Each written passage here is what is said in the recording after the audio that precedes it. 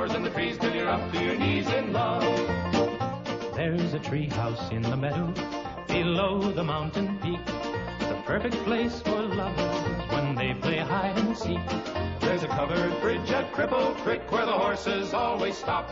Between the tree house and the covered bridge, that's how Mom and Pop are making love in the country where skies are blue. All you'll be dreaming of are the birds and the bees and the flowers and the trees till you're up to your knees in love. There are roses on the trellis and the scent of new mown hay. The clinging vine is jealous on the fence across the way. There's a great big yellow moon above and a breeze to sing a song. Between the roses and the yellow moon, a fella can't go wrong if he makes love in the country where skies are blue. All you'll be dreaming of are the birds and the bees and the flowers and the trees till you're up to your knees in love.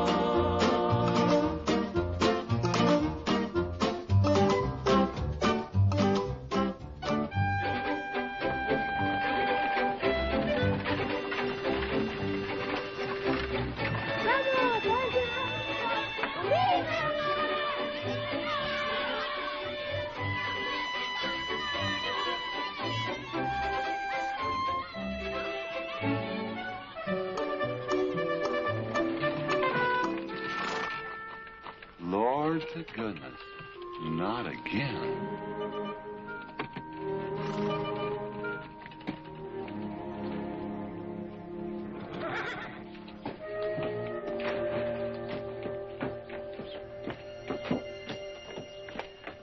Howdy, Drago. Morning, Curly. Makes 7 times this month he come home swoggled. 6. 7? 6. Once was his birthday. That don't count. Give me my bucket. Didn't have anything for breakfast but 2 raw eggs and a mug of honey. No. Curly, Yes, boss. don't say it's a fine morning or I'll shoot you. Get out of here, Bunyan. Good morning. Morning. Carlos, what are you doing up there? I hope I get it this time, Mr. McLintock. My brothers, they got the big hats already.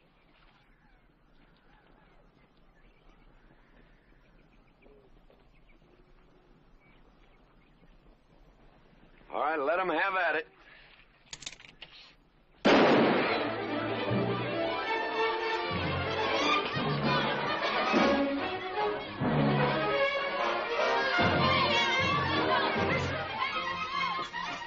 Get over it. Did you only me drive? You promised me you would sometime. No, yeah.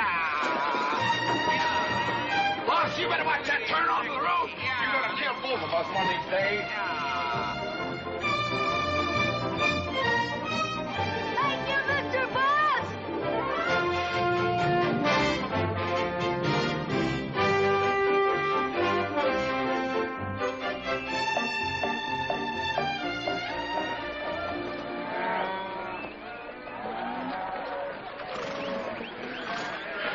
You got cattle in the back, boss.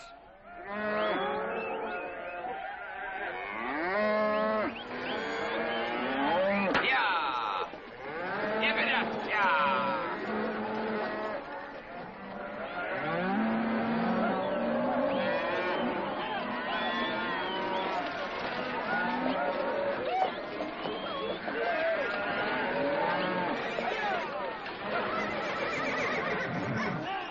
Keep 'em going.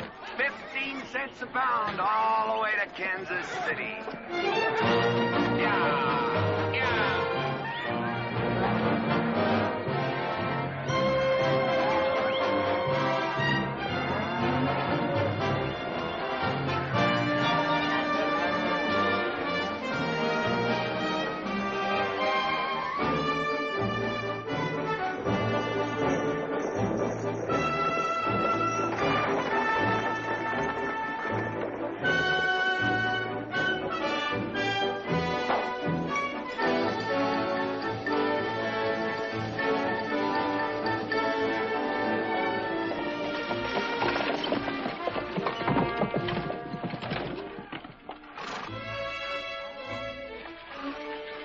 boss, there's one old pensioner I wished you'd pass up.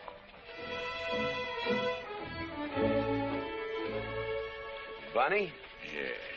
I knew where I'd seen his face before. He's an old timer. He's just been around town a couple of years. Oh, you have no milk of human kindness. Morning, Mr. McLintock.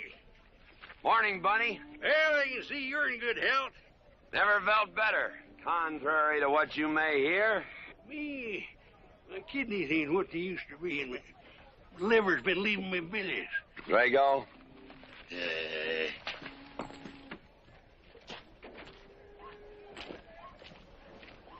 Hello, Ben. Hey, McLintock. Drago, throw that in the buggy. Yes, sir. The scrubby bunch of Sooners, huh? They are at that. Well, it ought to make Douglas happy, lining his pockets with land fees. What are we gonna do? I don't know what you're gonna do, Ben. Me, I do nothing. 200 families. Quarter of beef a week per family. If they last 2 years, that can be a sizable number. I got 20 head to 1 of any other brand on the Mesa Verde. I'm not hollering. Some of us haven't got all the money in the world. Some of us ain't old and tired and feel like being put upon. You interest me, young Ben. Go on. So the first time I find one of our hides wearing our brand hung on one of them settlers' fences, I aim to kill me a plowboy. You do what you want, McLintock. We'll do what we want. Fellas my age generally call me GW or McLintock. Youngsters call me Mr. McLintock. All right, Mr. McLintock. Not because I'm afraid of you. You're the big he-stud of this country. And I reckon a fella my age should call you Mister. Full grown now, GW. He's a half owner of the spread. I made him a full partner the day the doc gave me the long face. Well, you want him to vote the first time this territory becomes a state, don't you? Of course I do. These settlers get burned out, there'll be a lot of hollering that this country's too wild to be a state. We'll go on being a territory some more, with a lot of political appointees running it according to what they learned in some college where they think that cows are something you milk, Indians are something in front of a cigar store.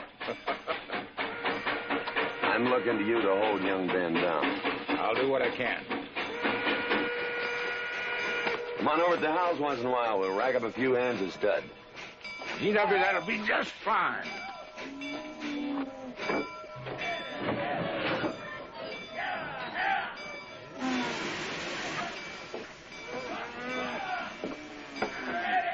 It's a nice morning, ain't it, boss? Everybody's entitled to their own opinion. Like that again, eh? Here's something that'll cheer you up. About 1,000 head. I figure they'll bring about 1,250. They're not as fat as I'd like to ship. They all off the North Range? Yes, sir. Settlers. Every one of them with a plow and a Bible. Not the slightest idea what the range is for. Drago! Drag out that hog leg. Yes, sir. Give me some attention. Yeah!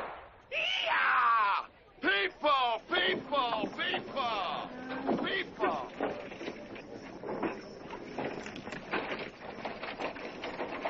Come on, all of you. Gather round. People, come on. Gather round.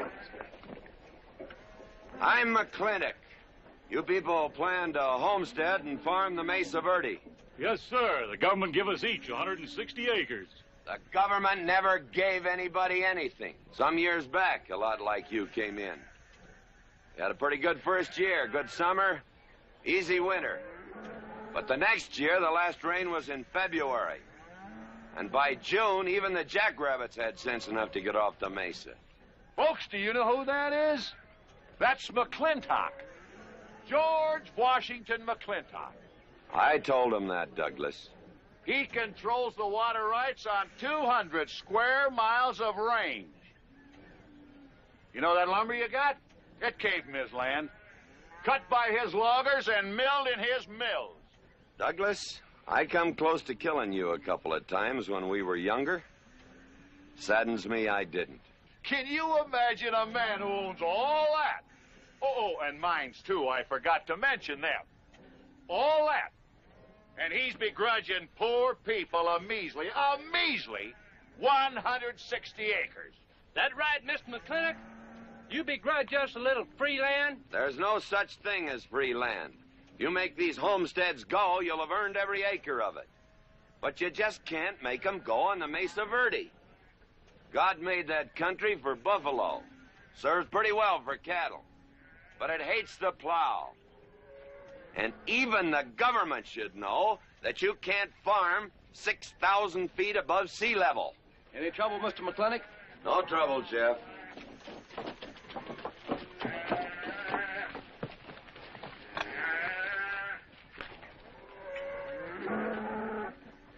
How about you, Douglas? Douglas? Just plain Douglas, eh? And you call him Mr. McLintock. Why? Well, Douglas, I guess it's because he earned it.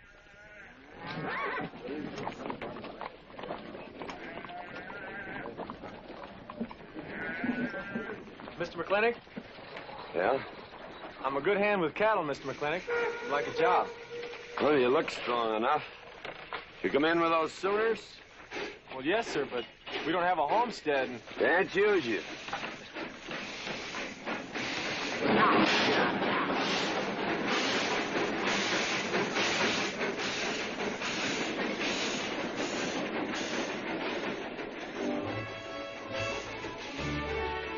Half life, ain't it, Sonny? Hell, ain't much future in being a farmer around these parts.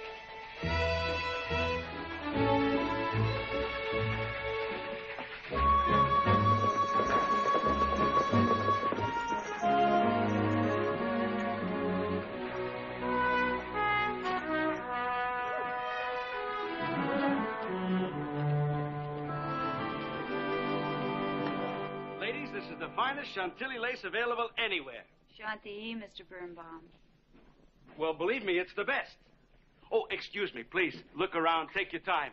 Drago, I got 1,000 Havana cigars and 12 of those hats for you over there. Them fair big hats ain't gonna last long the way some folks have been dipping into that red eye these days. Uh-oh. Good morning, G.W. Good morning. I stole some stick candy. Please, help yourself. Come on in. Davy, you can forget about saddling up the horse. Come in here. Problem? Yes. Well, if I were blacks, I'd move Queen's Bishop to King 4. Yeah, you might be right. You know, I was just starting to work this out when the letter came. Letter? What happened? Don't you want me... Morning, Mr. McLintock. Morning, Davy. You being here saved me a trip. Oh, that hat and suit of clothes you picked out for my birthday? Well, instead of this cowboy hat, I'd like to have this one. If it's, all right with you, sir. Well, it's all right with me, Davy. Of course, that looks like the kind of a hat a fella'd wear down Main Street to start a fight. Oh, I don't need a city hat for that. All I have to do is walk down the street and some wiseacre will call me an Indian, and just like that, the fight's on. Davy, the letter, it's for you. And you are an Indian. Yes, I know I'm an Indian. But I'm also the fastest runner in town. I've got a college education, and I'm the railroad telegrapher. But does anybody say, hello, college man, or hello, runner, or hello, telegrapher? No, not even hello, knothead. Davy. It's always, let the Indian do it. Will you go out in the store and help the ladies? All right. I'm also bookkeeper, part-time clerk. Always let the Indian do it. The lady brought that out here this morning, asked for it to be taken out to the home ranch for you. Handsome lady, kind of tall with red hair. Called me Mr. Birnbaum, just as if she'd never seen me before, and as if that veil that covered her face would keep me from recognizing her. I thought she was in New York or Europe or someplace. So did I. Jake, you better throw on a couple extra cases of the boss's favorite bourbon. That stuff sure gets used up fast out at our place. Which reminds me, you better start tapering off. Catherine's in town. Katie?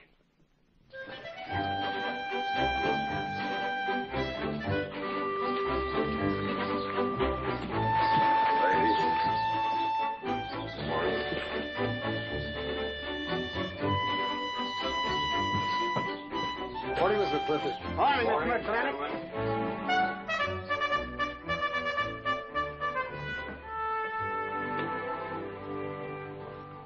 Good morning.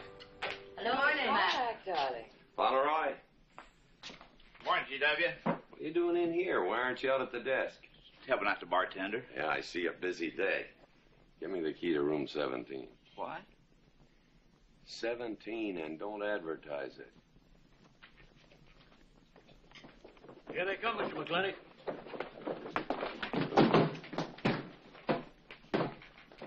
Set 'em up. Beer, whiskey. Day off? Off day. Wonder what he's so preoccupied about. Haven't you heard? No, what? Katie's back in town. Katie? Yes, dear. The social arbiter. Well, hi, Sonny. Good morning. Oh, He sure is a polite one. Mr. McLintock, I don't want to bother you. I'm sorry, boy. I told you, no job.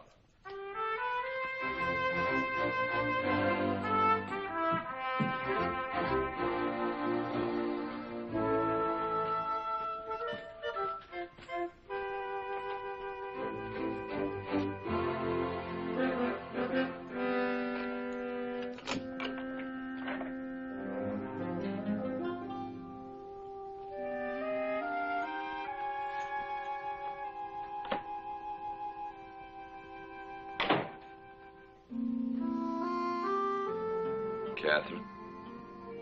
George Washington McLintock.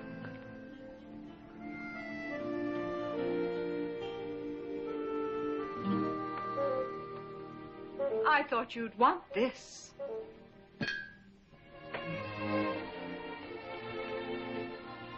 First dig of the spur. But who am I to upset your plans?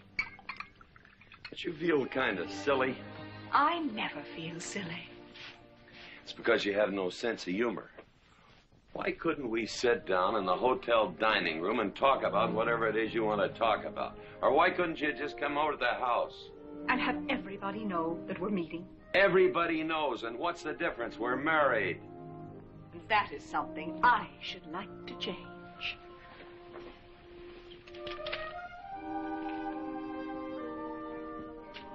You know the answer, Katie.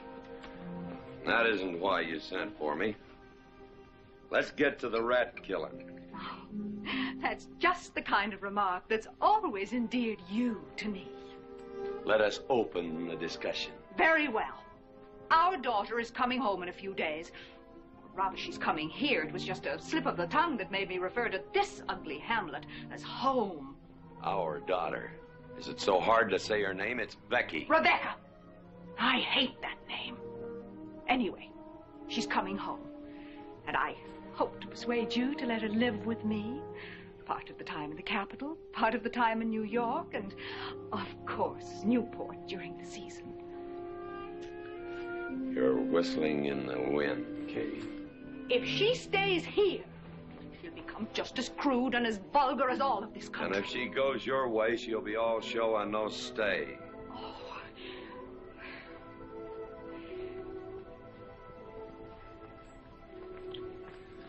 No go, Kate. I hate you. Oh, how I hate you.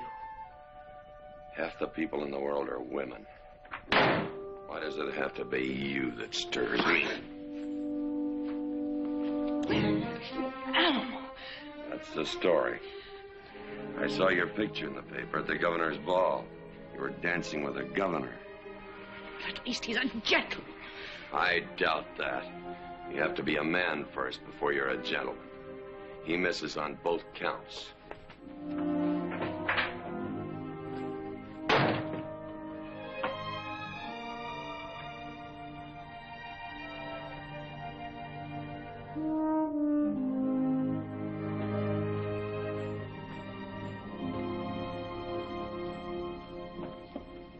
Hey, Sonny. You gonna ask him again? Nope. Hey, boy, you got a pocket of pride. You got a bag. You better listen to an expert, Sonny. I'm telling you, you got to grovel. Human nature gets him every time. Mister, leave me alone. Everybody does it one way or another.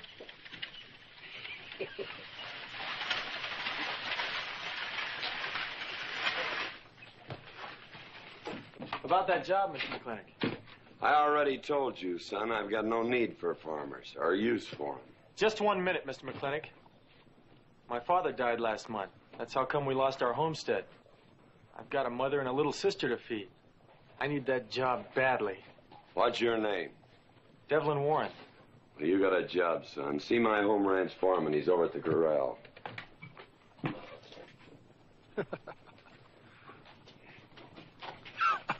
Step down off of that carriage, mister.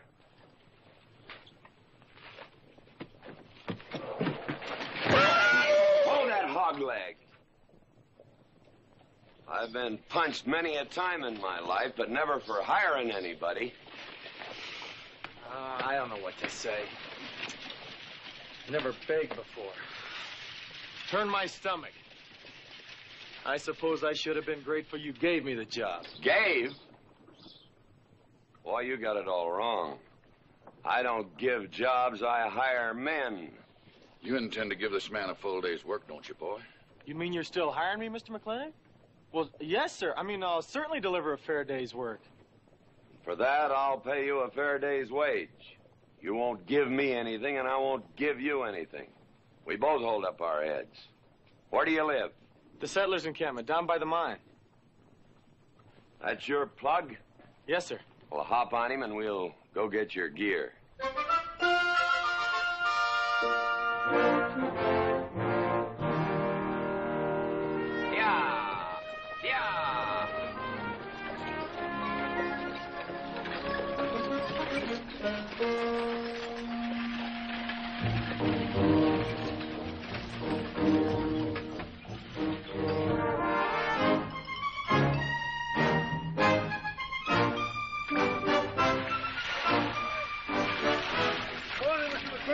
Morning, Mr. Poor Boy.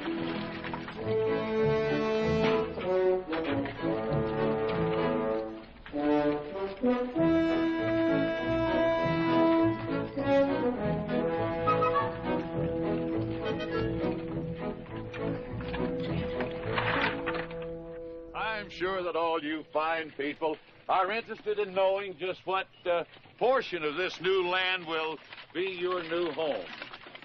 Oh, Jones and McAllister, since you've been more or less the leaders of our group, I'd like to have you come up and check the exact location. Won't be a minute, sir.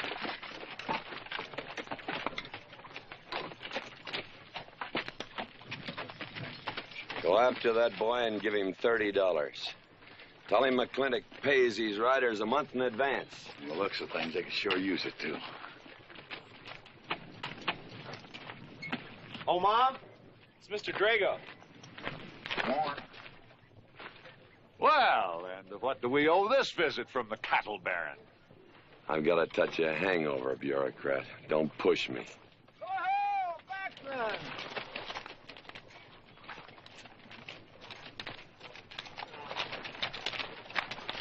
Say, those are Indians. Are there Indians in this homestead land? Friendly Indians, my boy. Oh-ho, McLaglen! Oh, running buffalo! Oh, McLaglen! Long time we don't get drunk together. And it's going to be a lot longer time, because it's against the law and you're with the sheriff. And if I got my hands full, they came into town to meet the train. The old Indian chiefs are coming home. I heard they'd been pardoned. They don't know when it's arriving, this week, next week, or next month. So in the meantime, I've got to do something with them. Could I cut out a couple of head of your steers to feed them? Otherwise, some of these settlers' milk cows are going to disappear. That's right, McLaglen. Cut out whatever you need. Sheriff, are you going to camp these savages with all these settlers? You're asking for trouble. Mr. Douglas, I already have plenty of trouble. Please stay off my back. Running Buffalo, bring your people over to the clay slide. Go. Hello, Mr. McLaglen. Tiny Mouse, it's nice to see you. You wouldn't believe it now, but 20 years ago, she was a mighty handsome maid. 20 years ago, you thought so too, Mr. Douglas.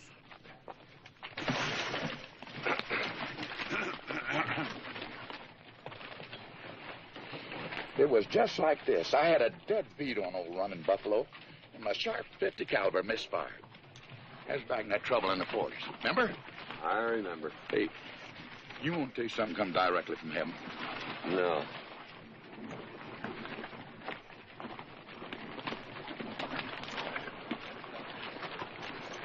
Where'd you get this? That boy's mama baked them. You thinking the same thing I am? She's a widow woman, boss, and she's got a long, hard road home. Hire her.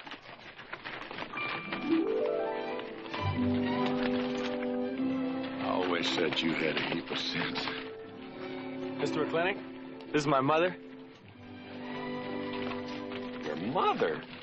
And my sister. Pleased to meet you, Mr. McLintock. Ma'am, this here's my boss, and he has few choice words to say about your biscuits.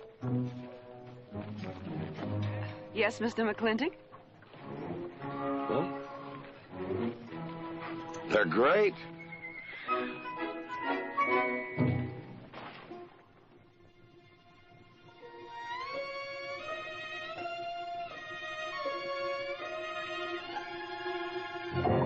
Well, you old Ken-knees reprobate, how about it? Fire me? I'd kill myself. I'm not talking about firing you, I'm retiring you. You've been rustling food for us for 30 years. We're gonna put you out to pasture. All you'll have to do is give advice. Be one of the family. I'd kill myself. I may save you the trouble. But, Ching, you kill yourself, I'll cut off your pigtail, and you ain't never gonna get to heaven. I'll be one of our family. I give you my solemn word. Pretty clumsy family. Drink too much. Get in fights. Yell all the time. Cut off his pigtail. All right. I'll be one of our family. Giúp lý đó. Phải là giúp lý đó.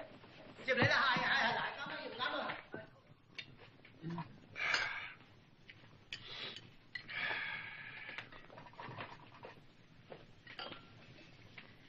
I hope everything is satisfactory. This is such a big house, it'll take me a while to get used to things. Now, please don't hesitate to tell me if anything is wrong. No bird's nest soup.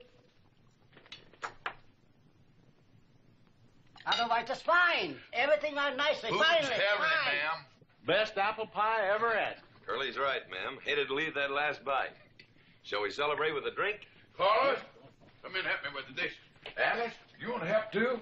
Yes, Jacob. All right, pitch in. Now, I'll wash and you kids can dry. Is that good here?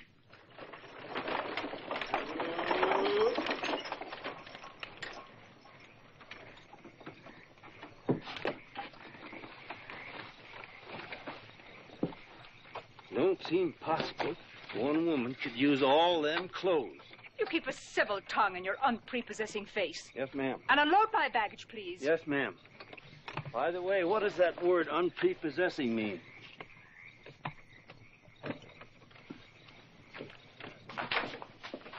Miss McLintock. Oh, hello, Carlos. Run and help the driver with my luggage. I couldn't trust anyone else in this house to do anything correctly. Luggage? Give him a hand, Curly. Yes, boss. Mr. McLintock? Are you moving back in? Yes, but nothing has changed except my place of residence. And I'd be willing to put up with savages rather than be denied the company of my daughter. And I'm proving that by moving in here. Mr. McLintock, since it's my first day, would you excuse me if I, Go ahead. Oh, Catherine, this is, Dev Warren. He joined the outfit today. Please, ma'am. Thank you. Well, how refreshing. A polite young man here. Where did he come from? He's a farmer. A farmer? Well, I'll be doggone. Kate, welcome home. What on earth are you doing in that idiotic-looking outfit? And don't you dare call me Kate. That's my butling suit. I'm butling for the boss. And I'm sorry, Catherine. That Kate kind of slipped out from the times I remembered you as being nice people.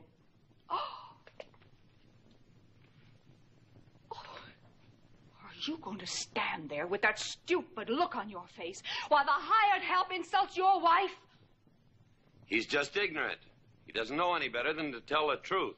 And I can't help this stupid look. I started acquiring it as you gained in social prominence.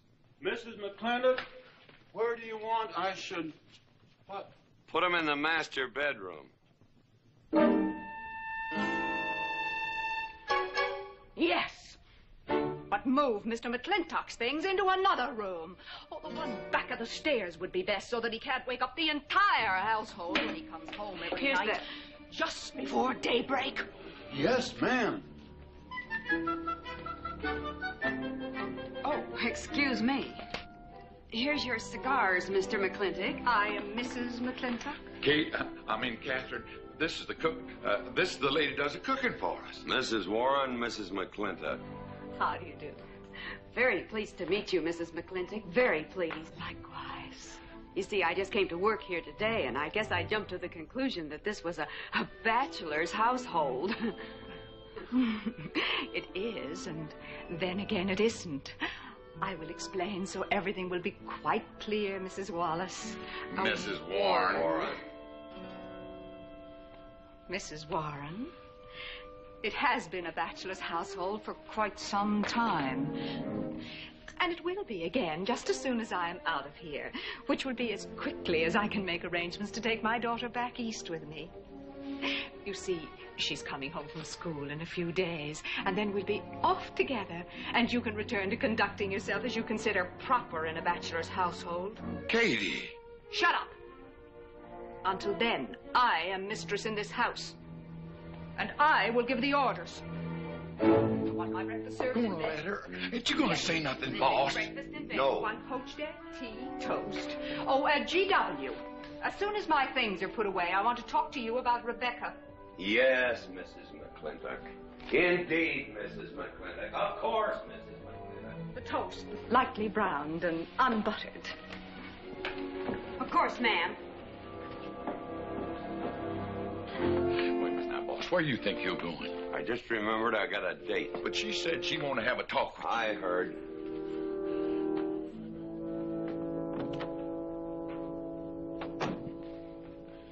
Good evening, Lem. Good evening, Mr. Mack. Yep. Say, Mr. Mack, what does unprepossessing mean? I was called that once, Lem. Looked it up in the dictionary. It's best you don't know what it means. Uh-huh. Thank you. You're up.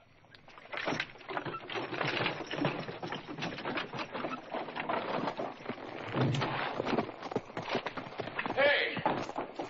What am I going to tell her when she asks where you went? When in doubt, tell the truth.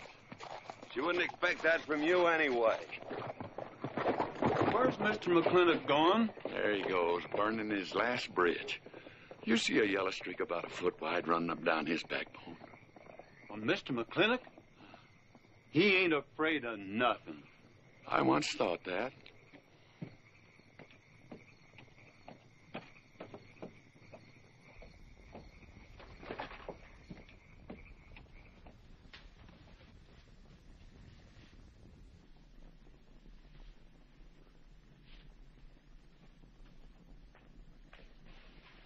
Drago?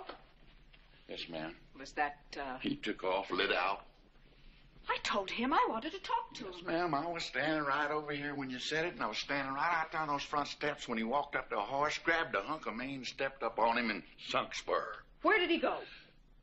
Last time I saw him, he's going east. But you know him, he's liable to go north, south, or west. Get me a carriage. Yes, ma'am, but But what? maybe you shouldn't follow him into maybe where he's going into. What does that mean? I don't know, but I wish I hadn't said it.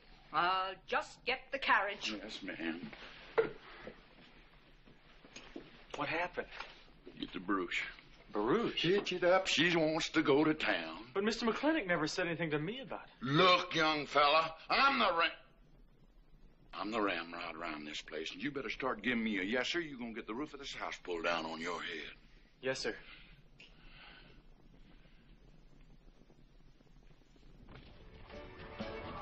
Hello, Davy. Hi, Mr. McLintock. New broom, eh? Sweep, please. Hello, Bunny. How is everything? Oh, fine, Mr. McLintock. I'll get you next time.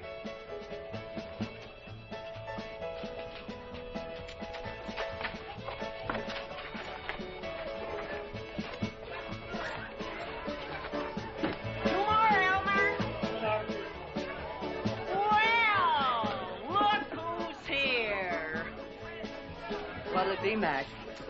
Same as usual? Ladies. Evening, GW. Jake? Wrong move. What? Chess problem. Queen's in danger.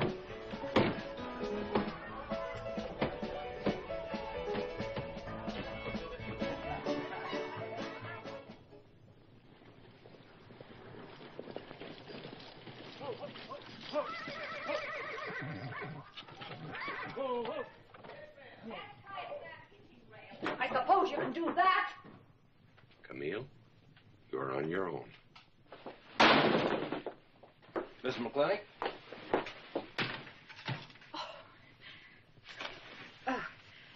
I'm Camille. Camille Reedbottom. I'm learning the game of chess. Thought it would give me something to pass the time. See, I have nothing to do all day long, and I just remembered something.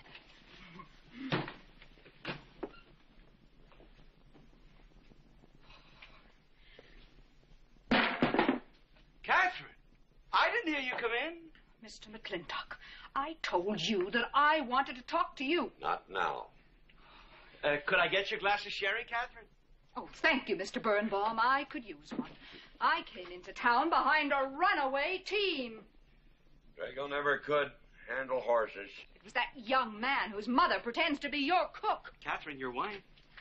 Oh, thank you, Mr. Birnbaum.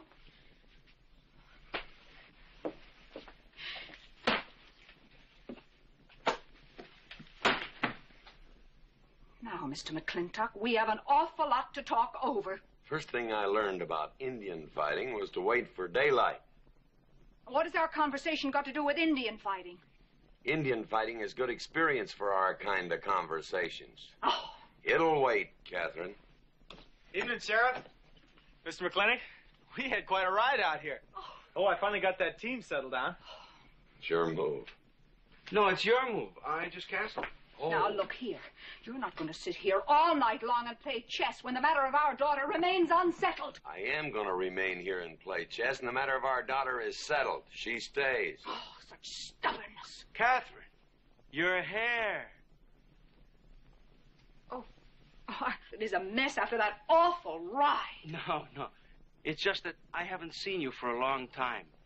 And it seems to me the last time I saw you, your hair was a little darker, no?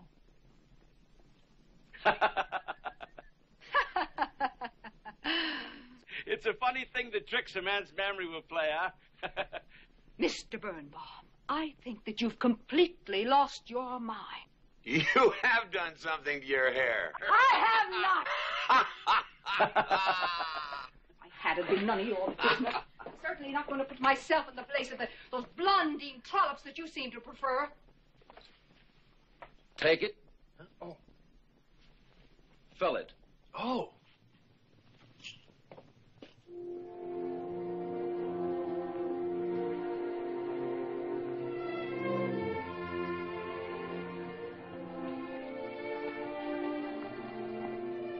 Good morning. You fellas still at it all night? McLintock never quits. But a Birnbaum has to. Besides, the game is over. You got me. Oh, no, Mr. Birnbaum. You still got a good game. Oh, you play chess. Please, take off.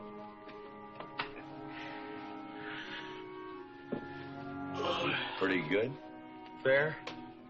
Well, looks like I won't have to come into town always to get a game. Remember, I'm a bad loser. It's your move. Yes, sir.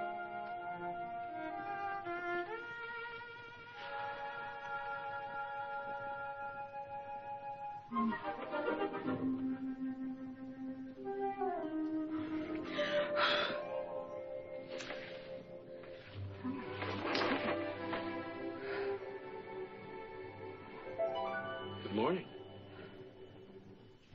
Good morning. Oh, it's not morning already. Mm-hmm. Cup of coffee? Oh, yes, thanks, Jake. You're welcome, Catherine. Got any cream? Canned cow's milk. That'll do. Good old condensed milk. That reminds me. I was cleaning out my desk the other day. I found something I wanted to return to you.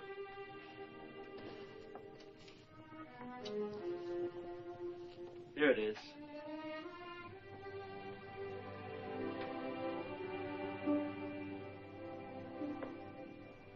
It's a medal. Remember? From the President of the United States of America to First Sergeant Michael Patrick Gilhooly for bravery above and beyond the call of duty. It's your papa. Reminds me of the first time I ever saw you. It was over 17 years ago. You walked into my store, not much bigger than the bundle you were carrying. And in the bundle was the most beautiful baby I ever saw. And was she hungry? You walked all the way from Superstition Creek just to trade me that medal for a case of canned milk. GW was off somewhere as usual, fighting Indians. Sheriff! Sheriff Ford! Well, have you seen the sheriff? Kind of early for him. To try his house? Why didn't I think of that? Looks like Birnbaum's is open. Maybe somebody in here knows. So there you are, Sheriff. I told you you were headed for trouble.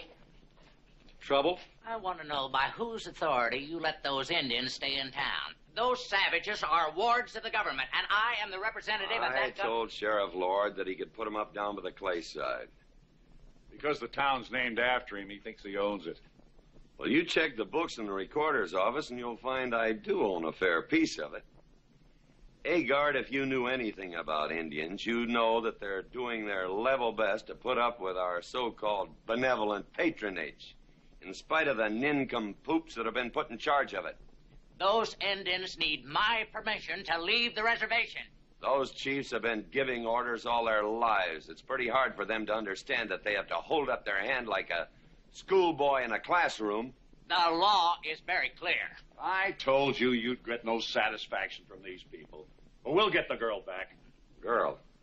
The girl the Indians kidnapped. But don't worry. I armed the settlers and set them to rounding up those red devils. What is this about a girl? Millie Jones, one of the settlers' daughters. The Indians kidnapped her. That's ridiculous. And you turn loose a lot of farmers with shotguns? I certainly did. You're insane. Let's go, Sheriff. Mr. Douglas. Oh, Miss McLintock. Much as I hate to agree with GW about anything, you haven't changed a bit. You're still an hysterical fool.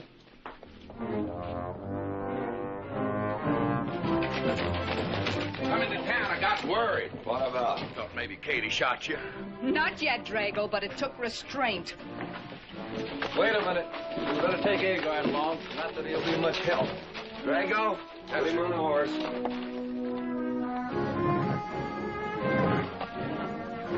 Just a minute. Well, I'll drive. Yes, sir. Agard, what are you doing? Agard, this is serious. Stay with him, Agard. Stay with him. Agard, will you stop showing off and getting this buggy? Mercy. Mercy. That horse is a little green.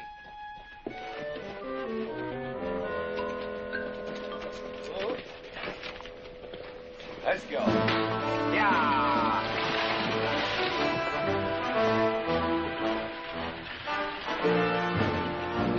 Just where do you think you're going? Don't use that range, boss. Tone of voice with me.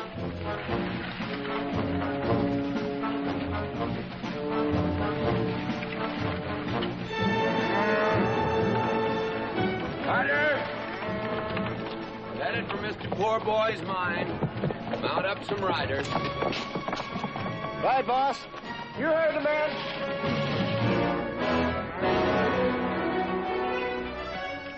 I don't like it, Mr. McLintock.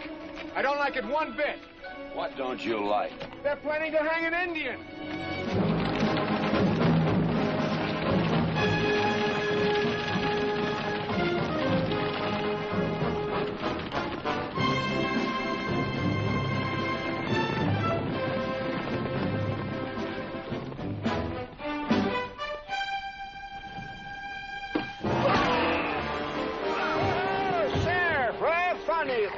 whiskey. Hold that. Not so fast, Mr. Boss of the whole country. Unless you want to wear a big hole in your middle. How long is GW going to let that cheat-chalker push him around? That cheat-chalker has a sawed-off shotgun. How do you know she didn't wander off someplace or meet some fella or something? What are you saying? That I didn't raise my girl right? That she'd wander off all night with some man? There's a lot of things I'm not saying to you, mister. Well, you got a sawed-off shotgun in my middle. But how do you know this Indian had anything to do with it? She's gone, ain't she? She's gone. Pa! Pa! I'm over here! Pa! Been looking for me, Pa? Where you been, gal? Young Ben took me for a sunrise ride, and the horse wandered away. You come down over there. But, Pa! She's telling the truth, Mr. McLintock. We wasn't doing nothing. Well, that's not important right now. The important thing is that you don't draw that hog leg, or this will be worse than Dodge City on Saturday night. You get on, back to the wagon. I'll tend to you later. Now for this young whippersnapper. Now, no harm has been done. And young Ben here is one of the nicest boys in the territory, so just put down that shotgun and I'll let's teach forget him to fool with Mike. Now, we'll all calm down. Boss, he's just a little excited. I know. I'm going to use good judgment. I haven't lost my temper in 40 years. But, Pilgrim, you caused a lot of trouble this morning. Might have got somebody killed. And somebody ought to belt you in the mouth. But I won't. The hell I will.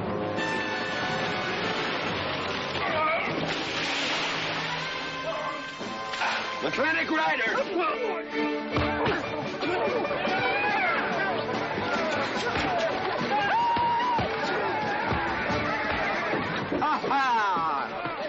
Oh, McLaglen! Hey, Buster! Remember me?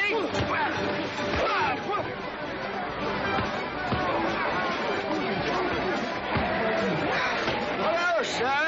Nice party.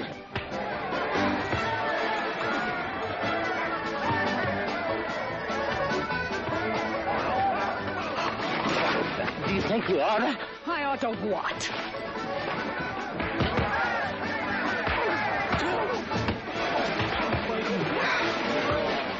Why, you...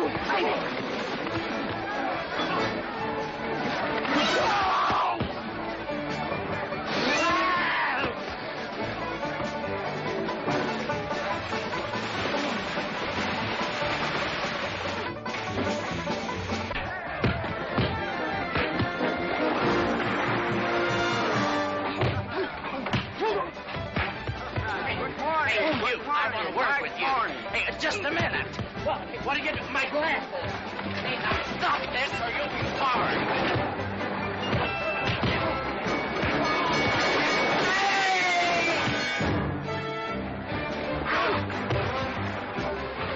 Stay out of this, Jake. It's everybody's war.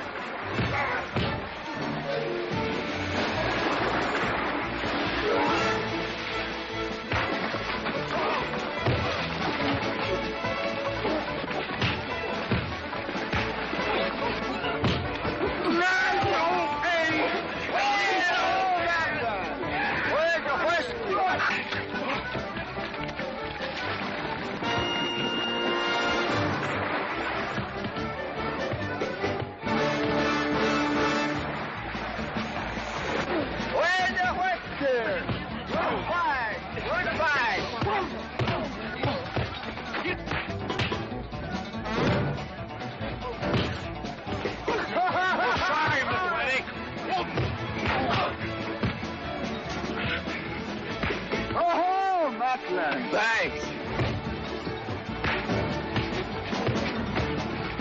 Ha-ha! Very funny. Yeah, very funny.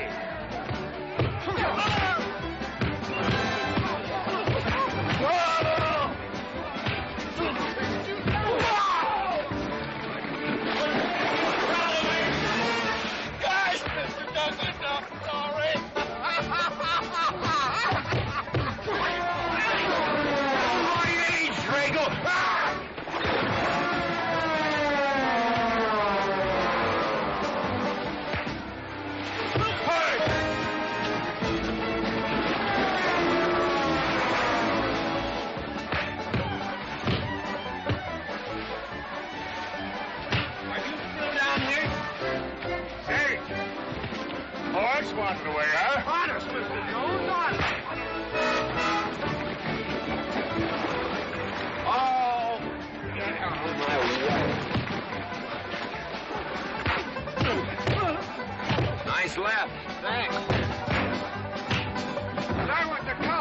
guess you don't need college.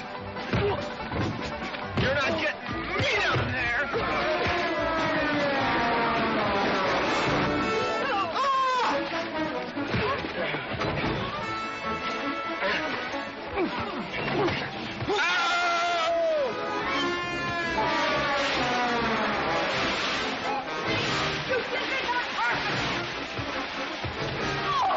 Why, McLintock, you big... Good morning to you, Mrs. McLintock. Buddy, you big... Yowie!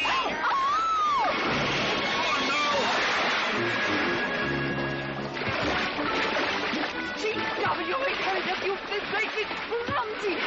Well, it's pretty hard to control yourself.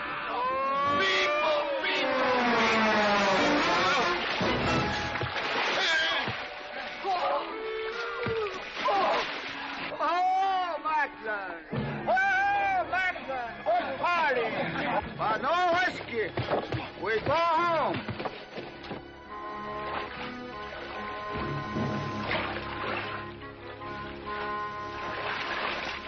You and your friends. Well, we at least saved your hat.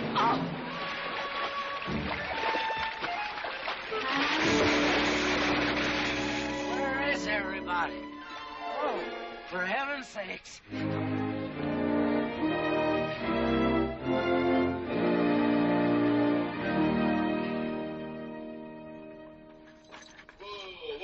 Drago, will you never learn how to handle a team? Yes, ma'am, I'll sure try. I'll tell you that now. Try me, family. You want to lose your pigtail? I lose face. Lousy lot of tips. You want to lose more than that? Kate, Yes? we could be a big help to one another. Like what, may I ask? Well, we could wash the mud off of each other. We used to have quite good times doing that sort of thing. There are a lot of things we used to do. Good night, Mr. McLintock.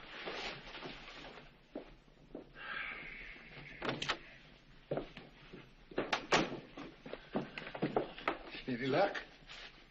What are you talking about? I mean, divorce. She still want it? Yeah. You know something? Women are funny. She fought like a wildcat on your side out there this afternoon. Come home, she slams the door in your face. That divorce business, is that what you get when you pay a woman not to live with you? That's about it. Some women I've known it'd be worth it. You know, if we had any moral character, we wouldn't be standing here covered with mud drinking when we should be washing. G.W. Drago.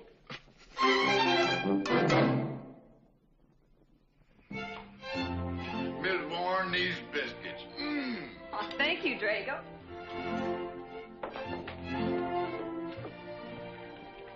Good morning, Mrs. Warren. Good morning, Mr. McLintock. Breakfast for the boss? If that's the way you want it, Mr. McLintock.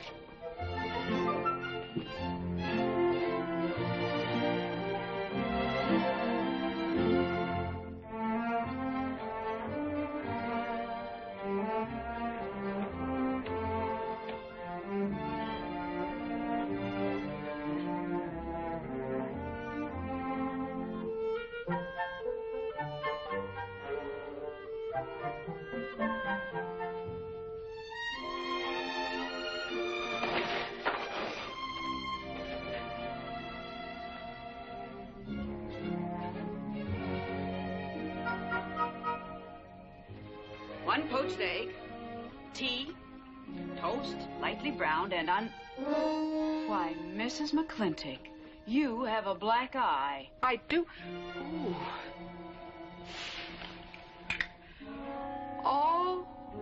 Oh, and Becky's coming home today. And that's not all. There's a little something we'd better get settled. There are no men listening now, so we can be ourselves. Oh, sure, I let you get away with all that guff the other night. But now that we're alone... When I want the opinion of the hired help, I'll ask for it. You know, you could wind up with 2 black eyes. What? Oh, I realize you had to put on that big act. We always have to just before we get ready to forgive them. Generally for something they haven't done. But you and I both know that's just to keep them from getting the idea they run things. McLintock give you that black eye? No. Nobody gave it to me. I won it.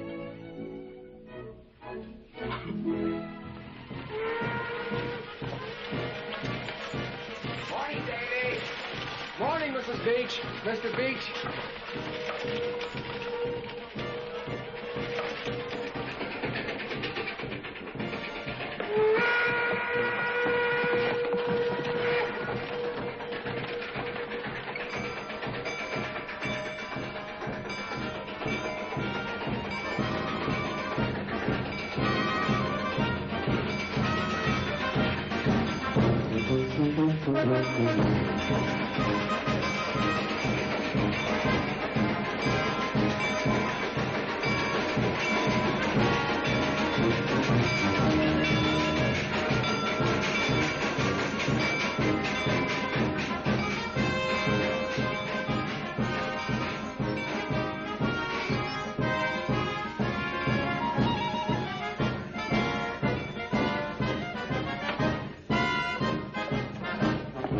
Why, Miss Becky, welcome home. Hi, Daddy. My How boy. are you? Good to see you again. Daddy! Well, Daddy! It's been 2 long years. I guess I'm gonna have to stop calling you Tomboy. Oh, Becky. Mama! Oh, darling. I wasn't sure you'd be. Oh, I've been here a few days. Oh, Becky, I bought you 3 of the most beautiful dresses. Uncle Drago! Oh! Did you bring your old uncle a coming home present? Sure did. What is it? A mustache cup. And what did you get me? Prettiest Palomino pony that ever packed a saddle. Broke the stand, drowned, tie, and the gown. Oh! Uncle Jake! Oh! What are you doing in Mr. Douglas's tuba? Oh, Mr. Douglas had a little accident. I brought you a whole shipment of licorice sticks. But now that I've seen how much you've grown, I think we better exchange them for a couple of bolts of dress goods, huh? Thank you. Oh, the mayor was going to be here, but he had to go to the territorial capital on a horse theft matter. But I'm going to give his speech. Oh, and don't worry about the mayor. I'm sure that he can find a bill of sale for the horse.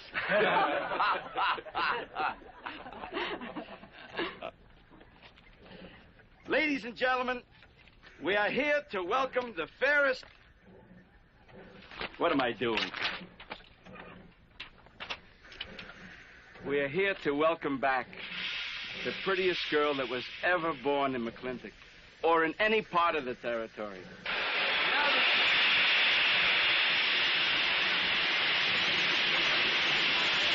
Hey, Davy! Yeah? Got something for you. Sergeant up the junction told me to let him ride, so I locked him in here. I've had my scalp a long time, and I aim to keep it.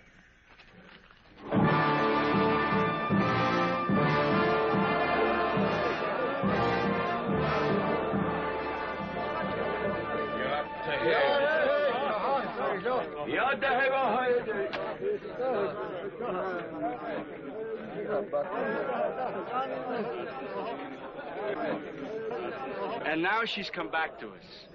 Gone are the pigtails, but the freckles are still on the prettiest face that was ever born in McLintock.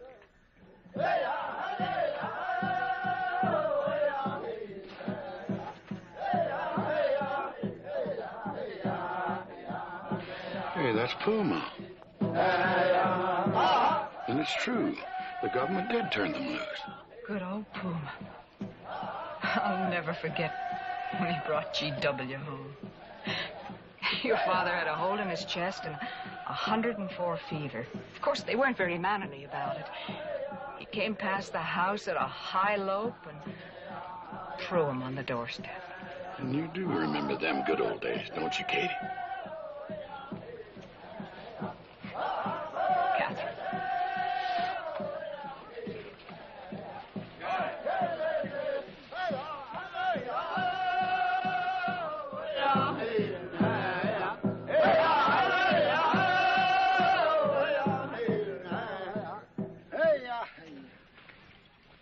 Yatta hey, my friends. Yatta hey.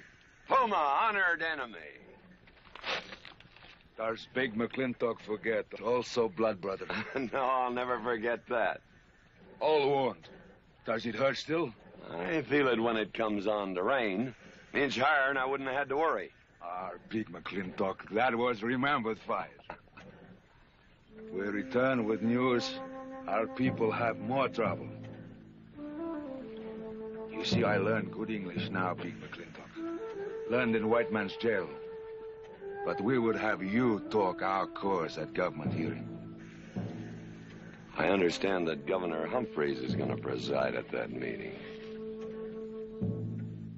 Yes, Puma, I'll translate your wishes. Mr. McLintock, could I impose upon you to use your Comanche to tell these Puma chiefs... is chief of the Comanches, and he speaks English very well. Oh, well, your people will have to follow my instructions to the letter. It is the law of the land... Well, now, just a minute. Well, for heaven's sakes.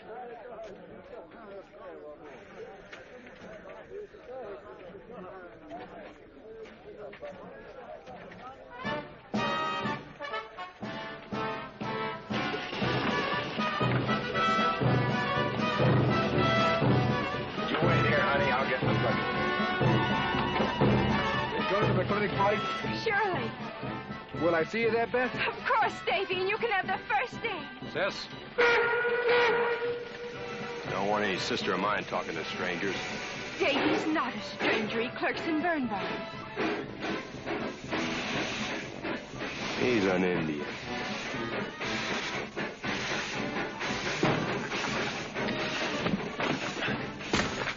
Darn you, Drago. Now look what you've done. Baby, this is Devlin Warren. He works for you, Papa. Dev, this is Miss Becky McLintock. Those are my things. Yes, ma'am. Oh, I'd have known you anywhere, Miss Becky. What do you mean? Oh, I mean, you look so much like your mother. Well, even prettier. Oh, Mr. Warren. Mother's much prettier than I am. Many a fight started with words like that. Come on, get in the buggy. Hello, Ching. We got jelly pie for dinner. I'm not cooking. No, he's not. Junior! Yes, Miss Becky. You remember Junior Douglas, Mama? Oh, of course. How's college? Valedictorian, 95. Oh, congratulations. Oh, Mr. and Mrs. Douglas, we will see you at the party, of course. Oh, delighted. Well, it'll be pretty hard to keep young men away. Yes, sir. Drago? Yes, boss. Baggage all loaded. G.W. You remember young Junior?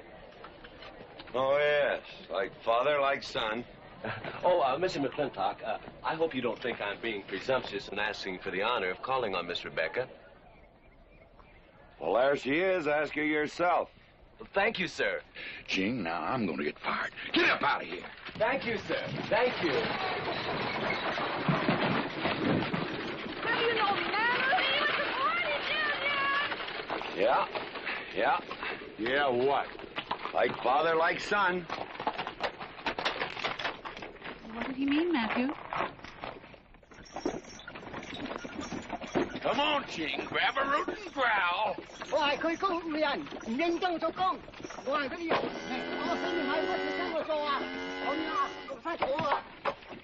you're doing a good job, Miss McLintock. Thank you, Miss Flora.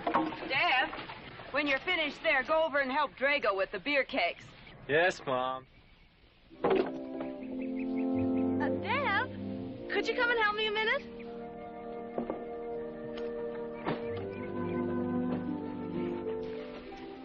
I certainly was surprised to hear you went to college. Why? I don't know. Junior says Purdue's a good college for a backwater place like Indiana. Well, he did indeed. Oh, could you do this? I can't reach it. Why didn't you finish college? Lack of funds. My father got sick, and he had to come out west. So he took out a homestead. You know, your mom's sure cute. It's too bad you didn't inherit her eyes.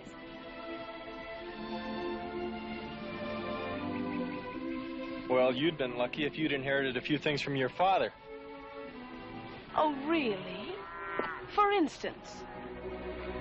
It was common sense, for instance. Common sense? Yeah. You don't see him being fooled by some dude like Junior Douglas. Junior's not a dude. He's nifty. This needs a woman's touch. And besides, he got a letter at college. What sport? Glee club. Very strenuous. Don't you dare hug me! Oh! I have no intention of hugging you.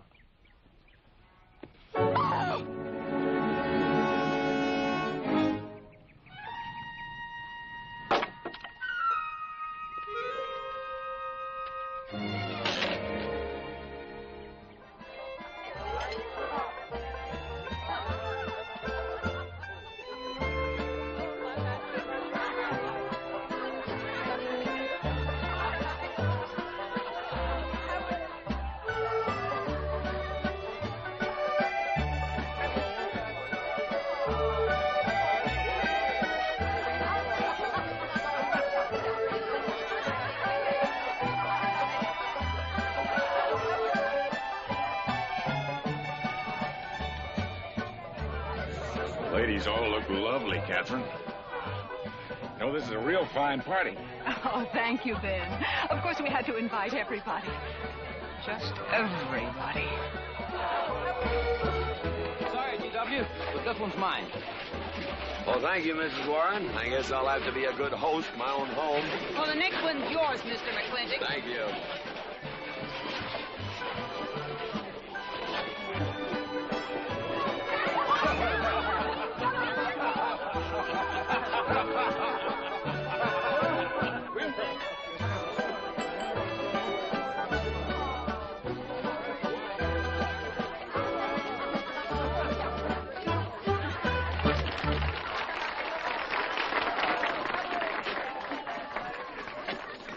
Drago, go and do what I told you to do. Oh, Katie. Catherine, and do as you're told. Oh, Drago, do this. Drago, do that. Yeah! People! This Douglas feller. Drago! Yes, ma'am. Matt Douglas, Jr.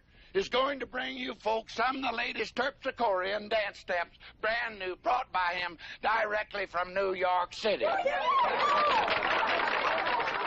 All right, Mr. Fiddler.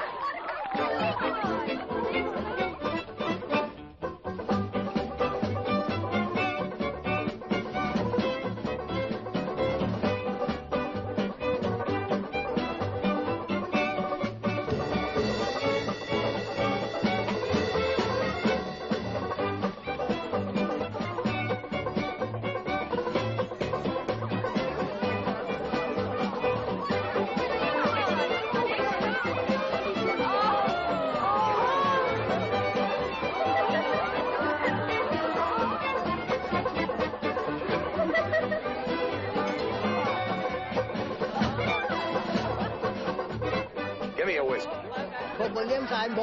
What? Just turned a 10-gallon party, boss. We're running out of whiskey. Well, I can take care of that, Shane.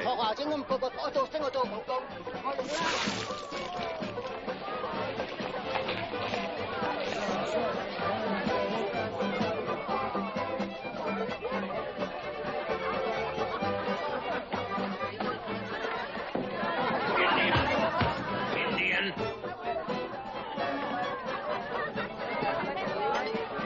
And you still got any ideas about asking my sister to dance? Get up and we can do this all over again. Yes! That's enough. You fought it. It's all over. Quit butting in, Birnbaum. He's a hired man, not your son. Look, you fought him fair and square. I don't think it was so fair and square. Well, you want to take up where he left off? If I did, you wouldn't find it so easy.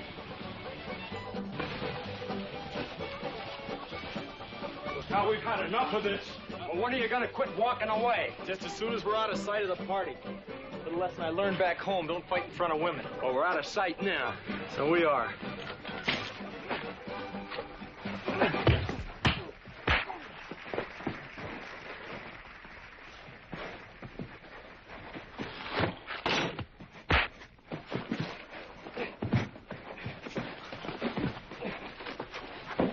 Such vulgarity. Someone should do something about it. You're right. Absolutely right.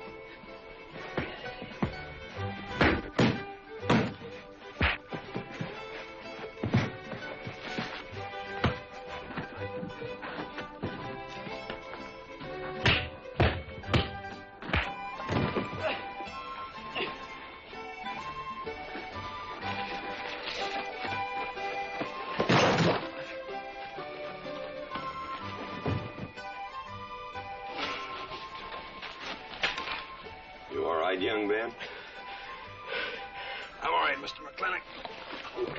Pretty fancy fighting for a country boy. 2 years at Purdue, Mr. McLintock, on the boxing team. I never thought any farmer could whip me. But you sure did. Better get him cleaned up. Get him some water, Jake. Yeah.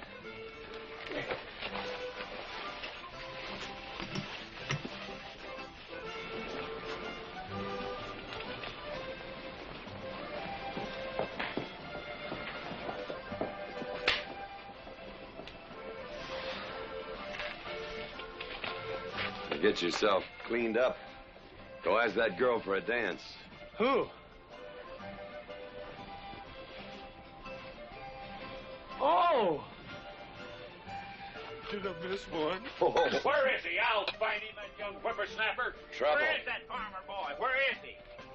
Where is he, G.W.? Oh, so you're the young farmer boy that whipped my nephew. Well, I'm Fauntleroy Sage, young Ben's uncle.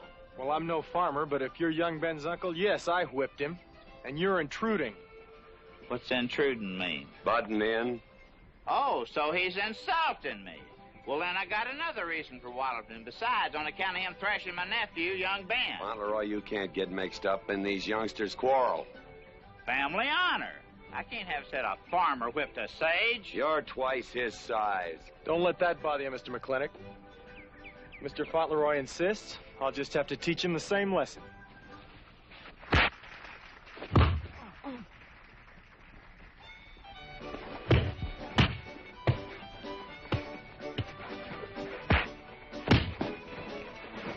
Say!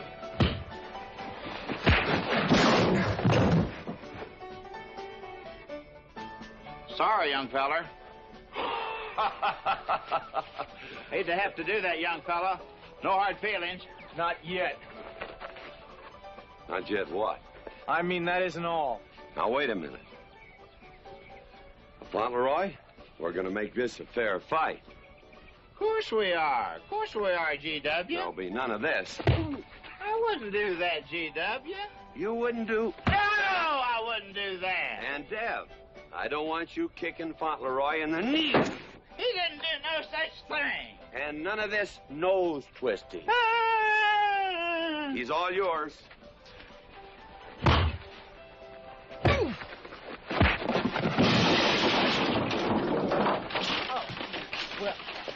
Well, where are my glasses? You all right, young feller?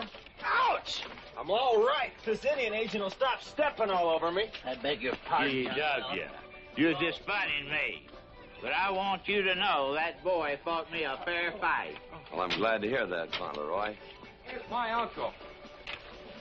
Fauntleroy, what have you been doing? I hope my uncle didn't bother anybody. No bother. I think we'd better join the ladies before they get curious. Drago. Fauntleroy, let's line them all up for a do-si-do. Jake, you think tincture of arnica would help? Could be. Used to help you. Gentlemen, to the medicine cabinet.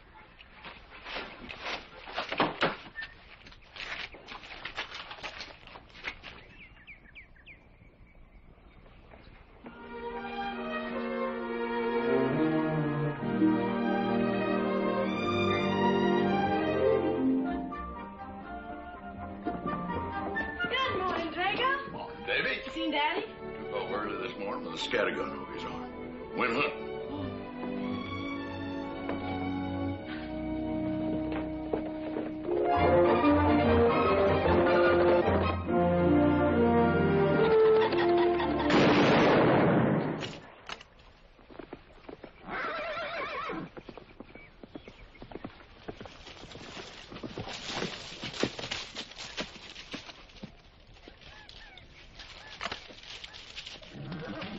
Morning, Daddy. Good afternoon. I'll get you out so early. It's something I have to get straight in my mind. Yeah? What? Mama.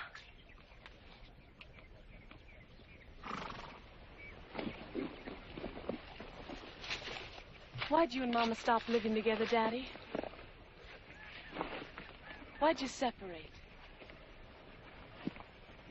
Aren't you going to answer me? No. is sort of my business, I think. I don't. Is it another woman? Usually is. At your age, you always know what's usual. Is it Mrs. Warren? Becky, I don't want to start laying the law down your first day back home. But I'll have no more such talk. First time I ever saw Mrs. Warren was last week. She has a job here at which she's very good. And I hope you'll have the good manners to not pry into other people's business. Your mother's and mine. Pretty good shot, Daddy. Oh, I can understand your trouble. Mama's often so, well, so petulant. Petulant? You learned a lot of words back east, Becky. Wish to God they'd have taught you some meanings. You were only about 6 months old when your mother stayed alone with you in a sod hut under 8 foot of snow, while I moved the herd 300 miles south to try and save it. Saved about half of it. You were a little more than a year old at the time of the great Comanche raids. We stood off 500 Plains Indians for 9 days. Petulant, Becky? I think you better go on home. See that Ching gets those birds.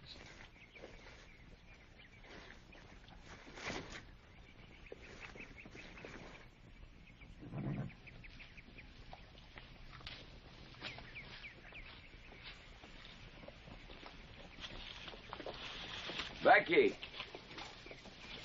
Come here.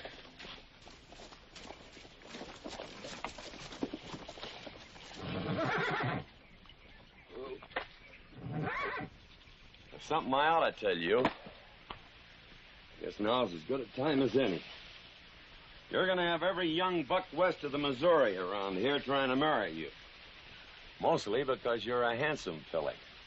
But partly because I own everything in this country from here to there. They'll think you're going to inherit it. Well, you're not. You're going to leave most of it to, well, to the nation, really. For a park where no lumberman will cut down all the trees for houses with leaky roofs. Nobody will kill all the beaver for hats for dudes, nor murder the buffalo for robes. What I'm going to give you is a 500-cow spread on the upper Green River. Now, that may not seem like much. It's more than we had, your mother and I. Some folks are going to say I'm doing all this so I can sit up in the hereafter and look down on a park named after me. Or that I was disappointed in you. Didn't want you to get all that money. But the real reason, Becky, is because I love you. And I want you and some young man to have what I had. Because all the gold in the United States Treasury and all the harp music in heaven can't equal what happens between a man and a woman with all that growing together. I can't explain it any better than that.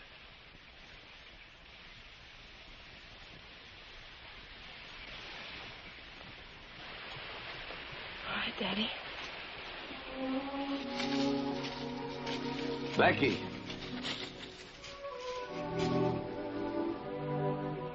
When you're as old as I am, you'll thank me for this. Daddy, I'm full grown. I wasn't worrying about me. I was thinking about you and Mama.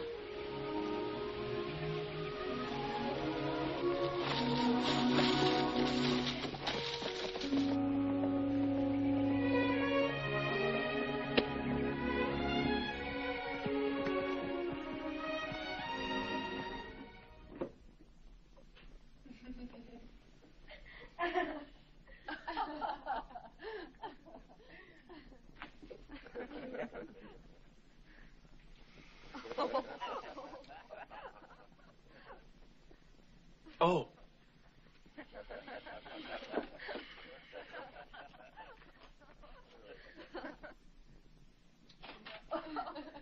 Well, sir, all 3 of them fell right out of the carriage. Well, it's getting rather late, Becky. It's bedtime. Oh, Mother. He brought this. He must have intended to use it. Oh, well. Sing us a song. Well, if you really want me to. Gosh, I haven't played in You quite know just right for me. Sure. It's the rage now. Oh. Oh. Dev, what are you doing? Oh. I just thought I'd get another cigar. Well, you've got one in your mouth and two burning in the tray. Not move. Fellas want me to play all the time. You're cuter than a baby steer, and softer than a mouse's ear. I want the whole wide world to hear. You're just right for me. You're sweeter than... Oh, no, not that rhythm, Junior. Do it the way they do at the plaza. I know the words. Sure, Becky. Will you sing with me? Of course. All right.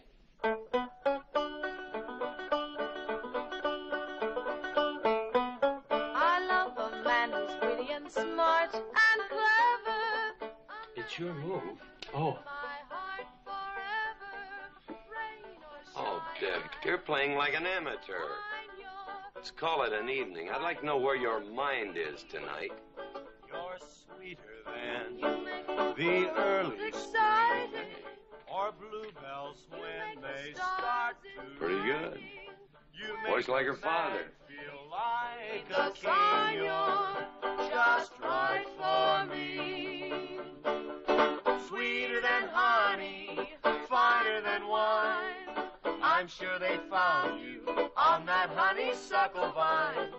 I would melt in your embrace. You disappear without a trace. To die like this is no disgrace. This is the time. This is the place for you. Just Right for me.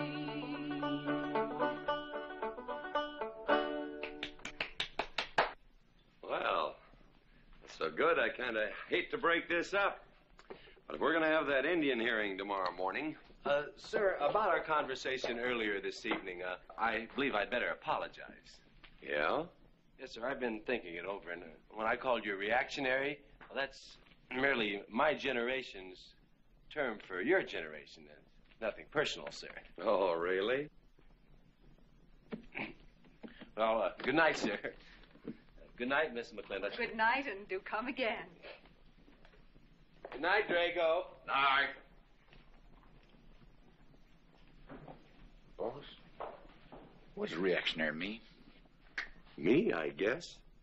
He says that anyone that wanted to sell at a profit was a reactionary. Was we reactionaries back in them days when you was selling beef cattle for 6 cents a pound on the hoof? Well, no use arguing with him. College boy.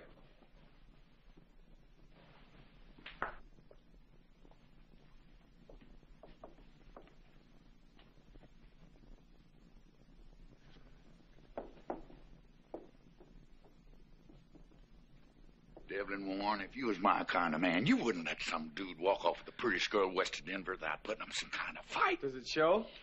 Well, what can I do? I'm just one of her father's employees. I'm just a hired hand around here. Every so often, Dev, you spill the strangest ideas. Everybody works for somebody. Me, I work for everybody in these United States that steps into a butcher's shop for a T-bone steak. And you work for me. It's not much difference. Daddy, the most terrible thing just happened. Junior's horse ran away. The one he rented at the livery stable. Tied up a rented horse by the reins. He's probably back in the stall by now. I think we could get Junior something that he can ride. What I'd rather do, Daddy, is drive Junior home in our barouche. It's a lovely evening, and I'm sure Uncle Drago wouldn't mind driving. I wouldn't. I got the kind of manners don't keep me from saying so, just to be polite. I'll drive him home, Mr. McLintock. And you don't have to come, Miss Becky. I'll see that he gets home safely. I can take care of myself. You got yourself a foot, didn't you? Dev, get the carriage. Drago? I'm going with them. Now you got me wrangling dudes.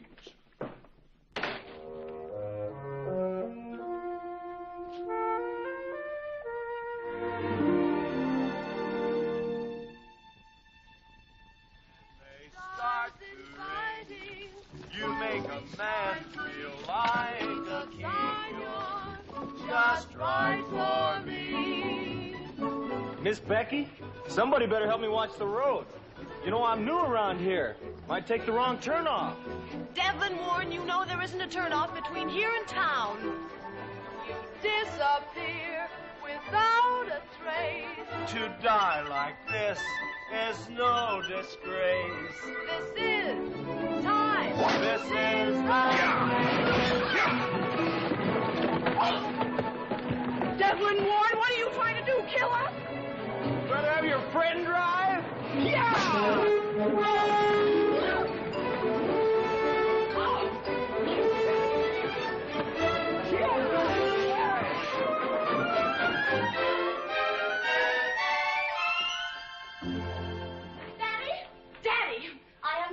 Humiliated my entire life. I said what I said, and I'll stand by it to the death. Shoot him, Daddy. Shoot him at once. Why?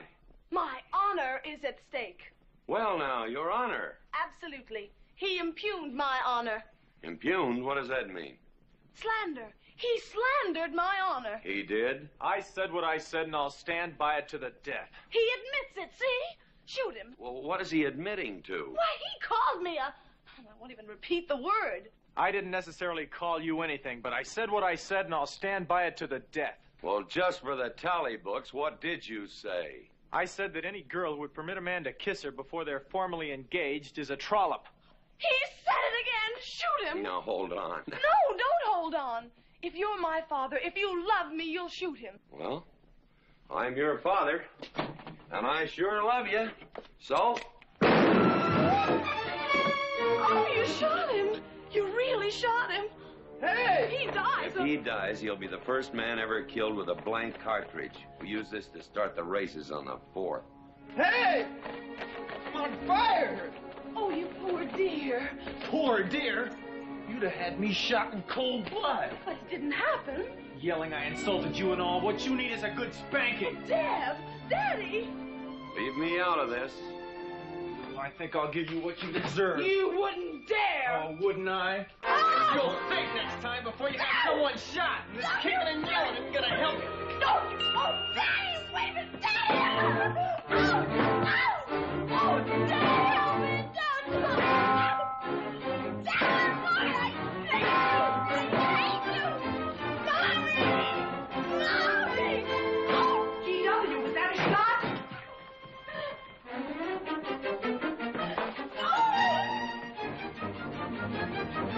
Oh, Vicky, what happened? He spanked me. You spanked my daughter? Dev. You mean you stood there while that brute beat our daughter? G.W., what's happened to you in the last 3 years? Better part of valor, son. Oh, isn't it enough that you've always treated me like a squaw without subjecting dear, sweet Becky to this crude, vulgar way of Catherine, life? you women are always raising hell about one thing when it's something else you're really sore about. Oh. Don't you think it's about time you told me what put the burr under your saddle about me? I don't intend to stand here and hold a midnight conversation with an intoxicated man.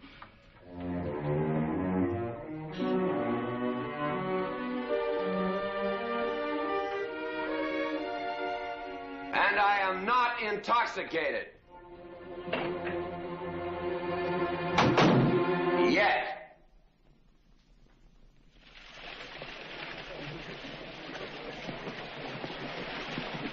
Hello, Governor! Hello, Governor!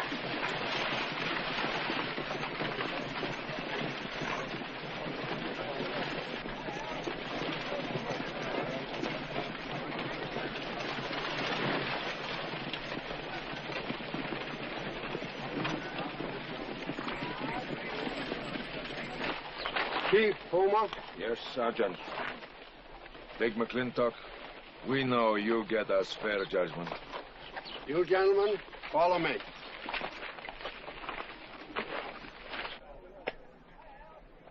Well, Jake? G.W.?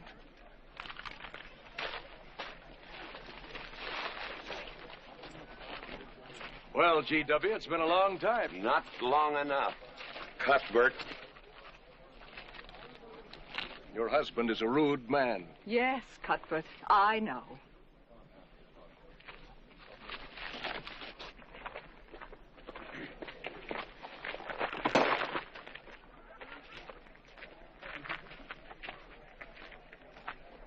Well, you want the Indians, Mr. McLintock? Mr. McLintock is not running this hearing. Sergeant, seat those Indians. Yes. Gentlemen, be seated. You know, the whole tribe here want to come into town. Proceed, Lieutenant. This hearing is now in session. Governor Cuthbert Humphreys presiding. Good luck, Daddy. Afraid it's a packed court. Government Edict number 826. Has ordered that the Comanche Nation be transferred from their present reservation to Fort Sill. It is the government's claim, as filed by Indian Agent Agard, that these chiefs, after being released from prison by a kindly government, did then rouse and incite defiance among the tribe against said order. It seems, gentlemen, that although some of these chiefs speak English, Chief Puma is quite at home in our language, they have chosen Mr. McLintock to be their spokesman. I speak for the Comanche. Or rather, I offer this translation. Proceed, Mr. McLintock.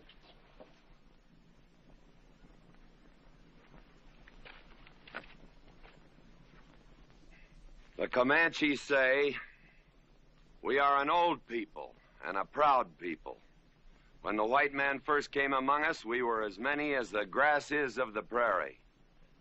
Now we are few, but we are still proud. For if a man loses pride in manhood, he is nothing. You tell us now that if we will let you send us away to this place called Fort Sill, you will feed us and care for us. Let us tell you this. It is a Comanche law that no chief ever eats unless first he sees that the pots are full of meat in the lodges of the widows and orphans. It is the Comanche way of life. This that the white man calls charity is a fine thing for widows and orphans, but no warrior can accept it. For if he does, he is no longer a man, and when he is no longer a man, he is nothing, and better off dead. You say to the Comanche, you are widows and orphans. You are not men. And we, the Comanche, say we would rather be dead. It will not be a remembered fight when you kill us, because we are few now and have few weapons. But we will fight, and we will die Comanche. Thank you, Big McLintock. Am I to gather that Comanche defy the government of the United States? Yes, you may gather that the Comanche defy the United States government, or at least this commission. Gentlemen, I don't think we have any choice.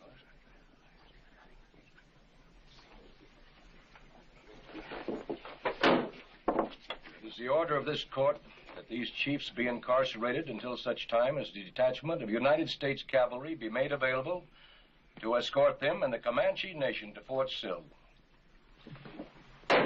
This court is adjourned.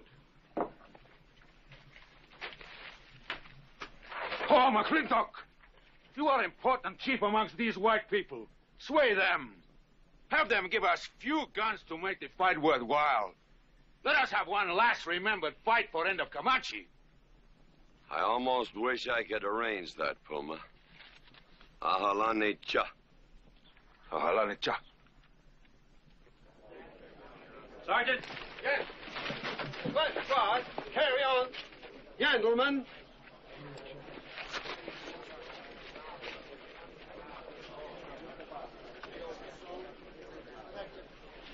It's sad, these changing times.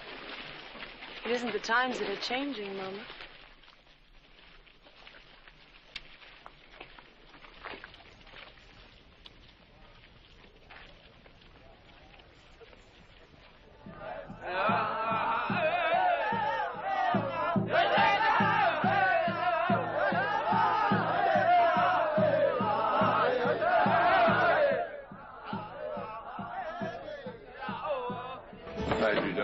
Hello, Lem.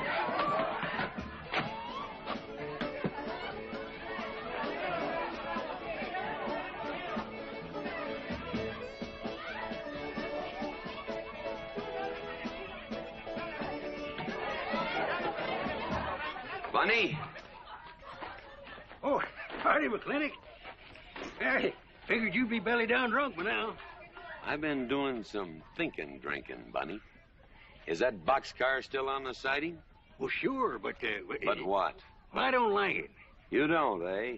You figure if them Indians get out of there and lead the cavalry on a wild goose chase, that great white father's going to get nosy. Get nosy, and he'll investigate. And when they find out how that side-saddle governor's been messing things up, they'll give those Indians a fair trial. That's live ammunition in that boxcar. You know what'll happen if them Indians get some guns in their hands? Somebody's going to get hurt. Is Puma's word good enough for you? Well, I don't... McLintock, you got yourself a partner. Leave me out of this. Hey, McLintock. Good night, Bunny. Good night, Governor. There is the Katie with her light red hair, sweet as the roses on a summer air. I'll find her somewhere while the moon is high, and tell her that I love her, and I'll love her till I die. Katie Gilhooley, come master's home. Katie, Catherine Gilhooley McLintock, where is the woman of the house? Mr. McLintock. Oh, there you are. Mrs. Warren. Oh, good evening. I waited up for you, Mr. McLintock. Oh, how nice. I want to talk to you about something. Delighted.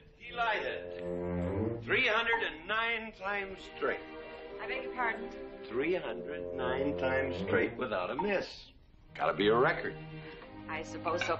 Now, Mr. McLintock, what I wanted to 2 say... pound Stetson, 6-inch brim, 53 feet in the air. It's gotta be a record. I'm sure it is, but the reason I waited up... Dagnammit, woman, can't you hold that glass still? Of course, sir. Now, down the hatch to my world's record. Down the hatch. Yes, sir.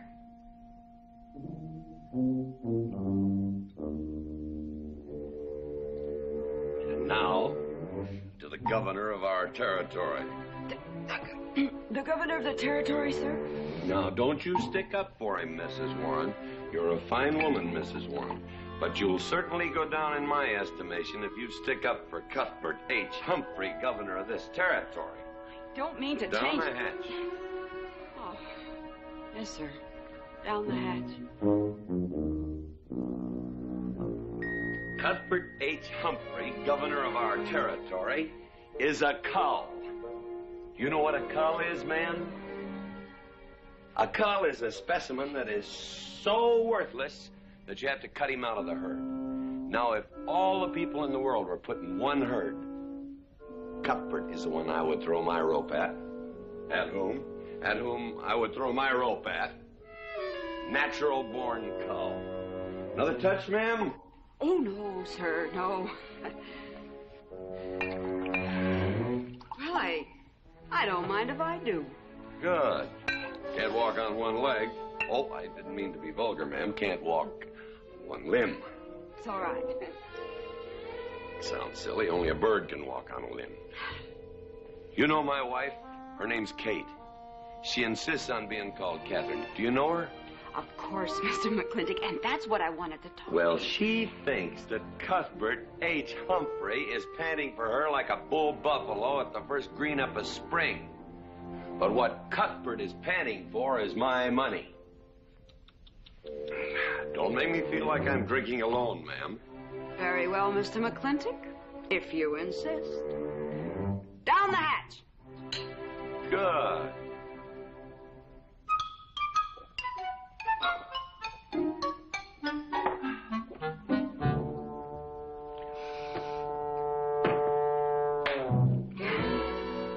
Mr. McLintock, I have something very important to say to you. Very important. You'll have to wait till the morning. Toodle. Oh, it's all right. It's all right. Betty, bye-bye.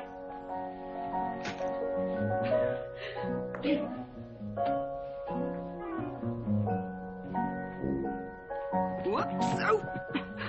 Mrs. Warren. Let me assist you. Very kind.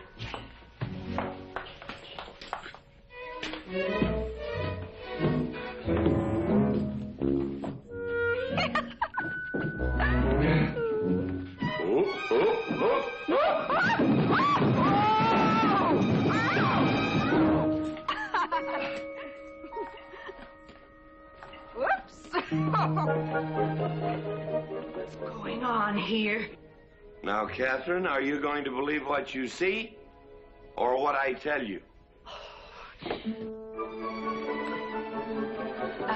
Mrs. McLintock, hope you won't misunderstand. It's the first 100 women sitting on his lap that I misunderstood. Number 101 is quite simple. Now, G.W. McLintock, I have He's gone to sleep. Just when I know exactly what I want to say to him, he goes to sleep. I waited up to talk to Mr. McLintock. I wanted to tell him I was quitting. You see, Sheriff Lord has asked me to marry him, and... Oh, congratulations. I don't want to seem prudish, but if you are going to marry Sheriff Lord, it seems to me that you're sitting on the wrong man's lap.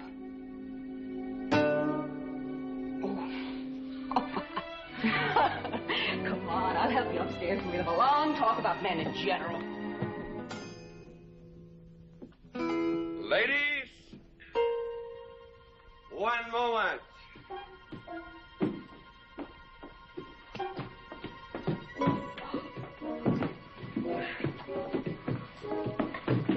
Oh! Watch out, you'll get us all killed. Oh!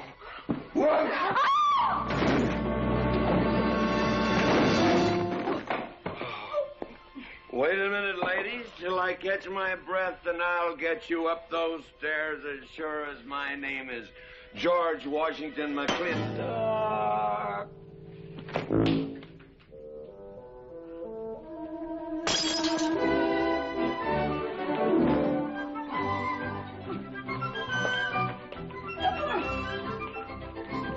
You may be quitting, Mrs. Wallace, Mrs. Warren, but not tomorrow. I want my breakfast in bed. I want to know. I know, toast, lightly brown. Somebody sure put a knob on my skull. Here's Katie. I'm speaking. Katie, why? There Mrs. Warren was there. Oh. And there you was there. Oh. And there that whiskey bottle was there. Oh. And Katie's temper being what Katie's temper is, well, there you are. Drago, old friend. Huh? My wife does not understand me. I see you being different than the other man. Come on, I gotta get you upstairs. Get you ready for that big celebration tomorrow. What?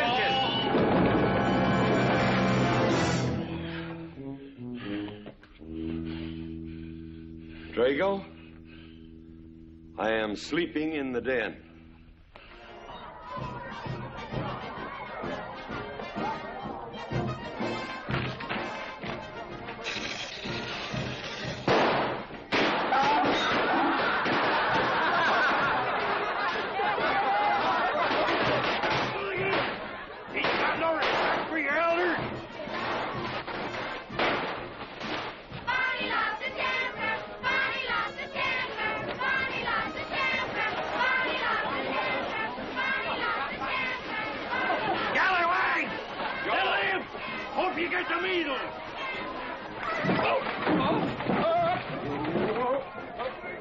Come on, get him aboard. Is everybody ready? Man in number 5 needs a flank cinch. Get him one. Let us know when you're ready. Ladies and gentlemen, it is my honor to present to you the governor of our territory, Cuthbert H. Humphreys. Thank you, Mayor. My friends and citizens of this great territory, this is the 9th consecutive year it has been my privilege and my pleasure to inaugurate the McLintock 4th of July celebration. Now, the first event will be the wild horse race. But before I fire this shot to start the event, I would like to say a few modest words regarding my stewardship of this great territory.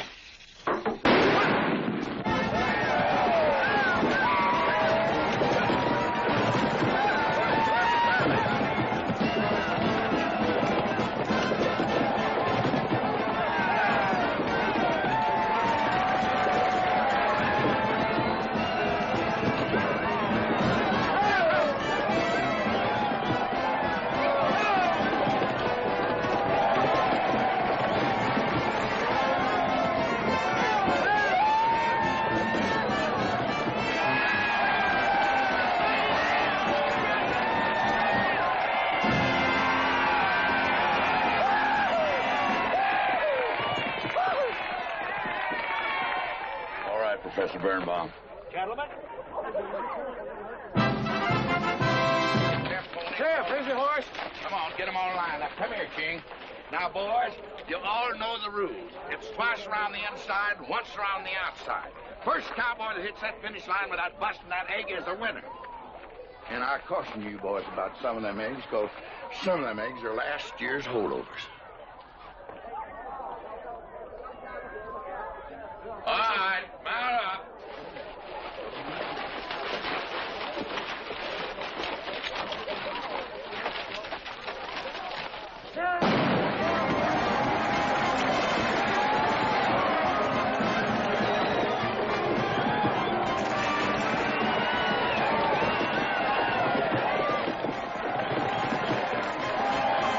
Catherine, my dear, you seem to be enjoying yourself. Oh, yes. This is wonderful. It's the only thing I really do enjoy about this barbaric country, the 4th of July celebration. Well, Catherine, I've been here for 3 days. I haven't heard from you. Is anything wrong? Wrong? Well, I just hope that it hasn't been necessary for you to say anything to G.W. What are you talking about? Well, Catherine, you see, I'm in a rather delicate position, being governor of the territory and all. I just hope you haven't found it necessary to say anything about... About what? About you and me.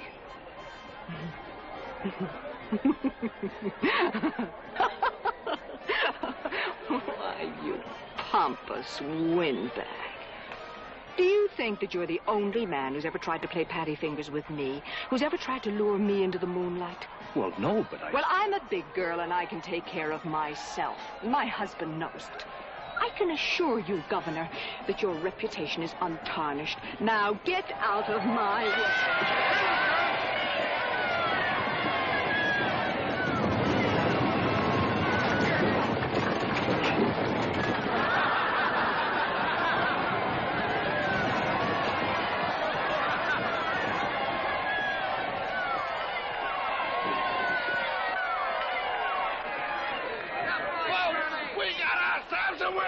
Curly Fletcher!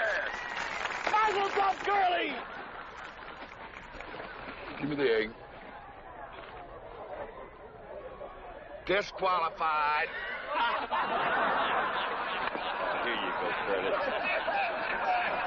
G.W., you'll never believe what happened over there. What? You smell a beer. Well, naturally, I'm drinking beer. Ladies and gentlemen, the next event will be a contest between the two bronco-busting champions of our territory. Remember the year I rode in that event? Wore your garters to hold up my sleeves? We had a bet, and I won it. George Washington McLintock, you are a very crude man. Well, I guess so, but that was a rough horse, like to jarred my insides loose. But it was worth it. 3 beers.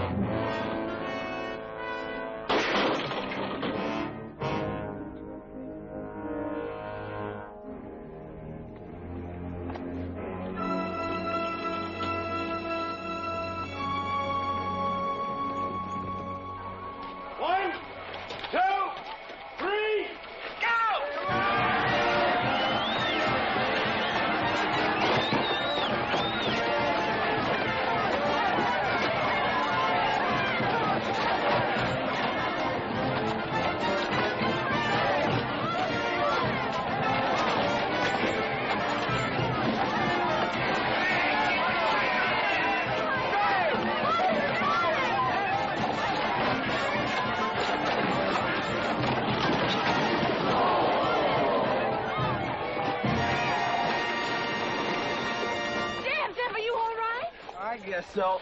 Nothing busted but my pride. Well, that ought to even things up, farmer. For what? Well, that sore nose you gave me the other day. Well, that ain't what's sore on him.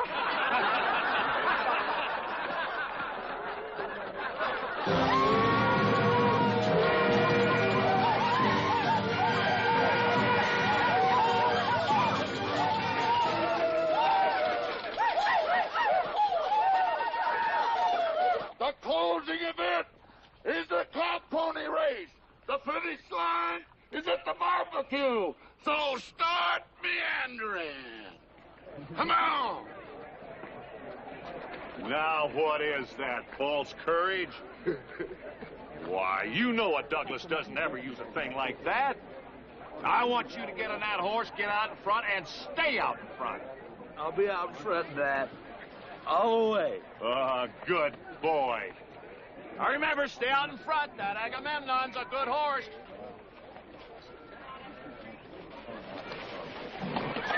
Oh, Agamemnon.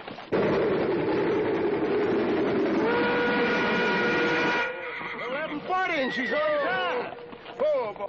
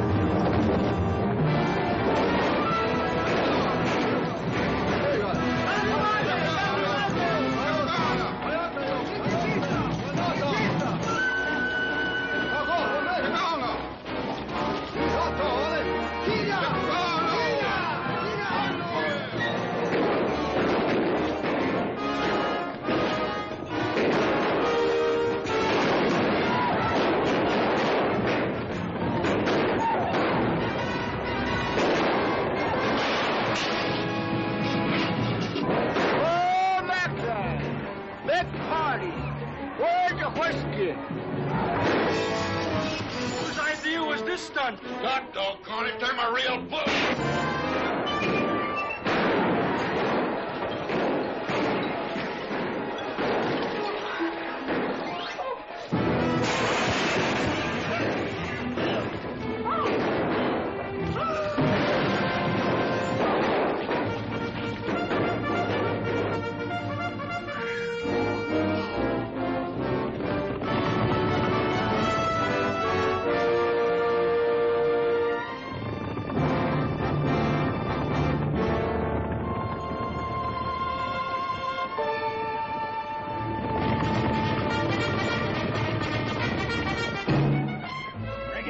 Excitement you'd want for one 4th of July, eh? Puma finally got his way, but I reckon he's riding out his last war party.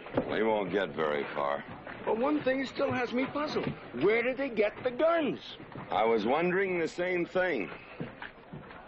My kidney's been bothering me. Funny? GW.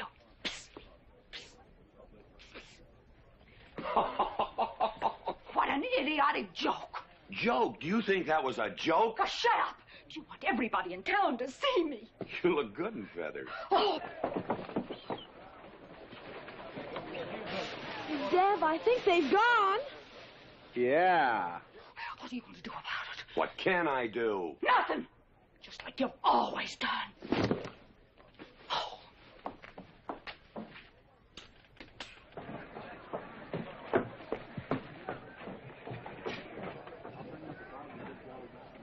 How long, GW? How long what? Captain, she's been riding herd on you for 2 years now. I'm a peaceable man. But my father used to say, you raise your voice, it doesn't do any good. It's time to raise your hand. Well, I've been planning to do something about it. I'll have another talk with her. Talk to her? Talk to her? Talking won't do any good. Becky, have you seen your... What's been happening around here? You've got hay all over you. Been some mighty sneaky goings-on here during that raid, Mr. McLintock. Who was it said only a trollop could kiss a man before they were formally engaged? Oh, but we are engaged, sir. You are? That is, with your permission. Well, you've got it. Oh, Mrs. Warren? I think it's wonderful. I guess this is the only engagement that ever started off of a spanking. Mm-hmm. I reckon Birnbaum is right. All right. Lord bless us, this is gonna be a great day. Doggone it, folks. Let's don't let a little old Indian raid break up a good barbecue and a rodeo. Yeah, meat sound. Let's go. You contestants get ready for the cow pony race.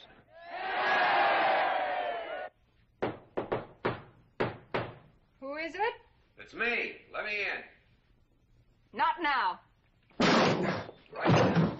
Are you insane? I want to talk to you. It'll have to wait. I've taken all I'm going to take from you. You are insane. You are going to tell me why you packed up, picked up, and walked out on me. 2 years ago, you remember, you came home from Denver with lipstick all over your...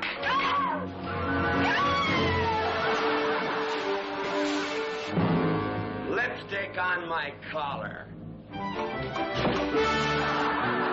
I've got the shirt to prove it. Who cares? Why, you big...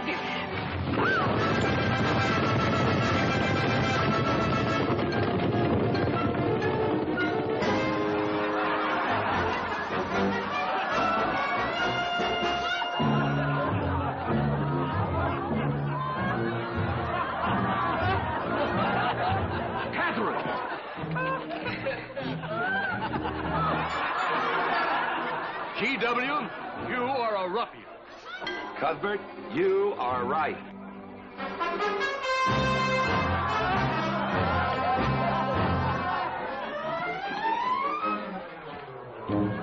Well, what kind of a family is that? The best. And dangerous, son. Who won the race? Who cares, Ingrid? History's being made.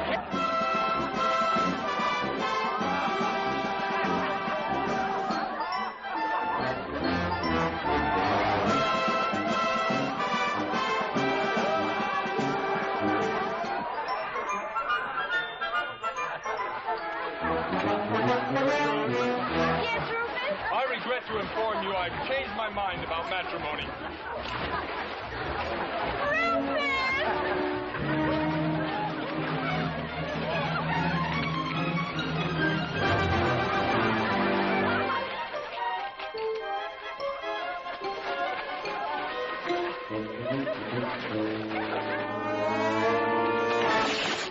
Hey, Mrs. McLintock!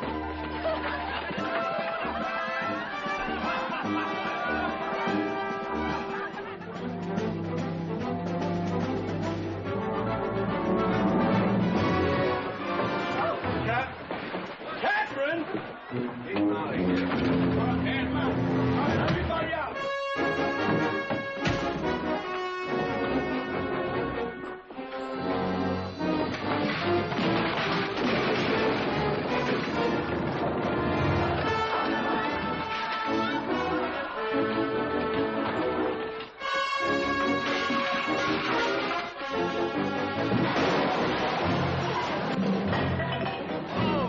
Looks like G.W.'s buying out the whole store. I'm afraid you're right.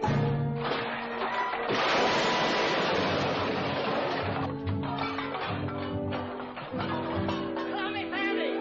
Call me family.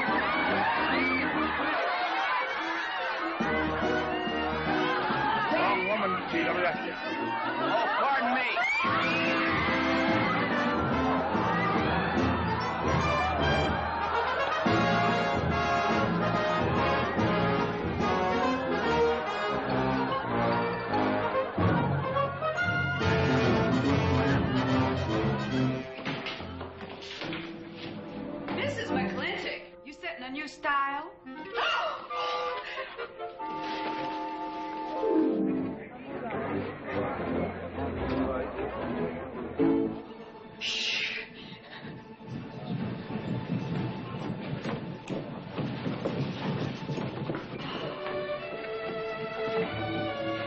Mr. McLintock, in here!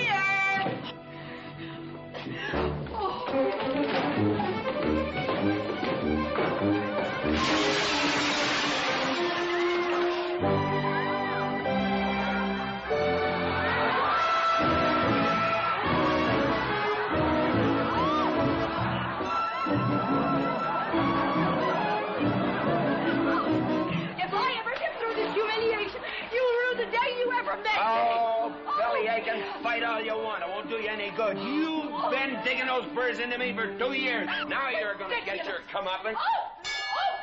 Thanks. My father would be proud of you. Now make him prouder.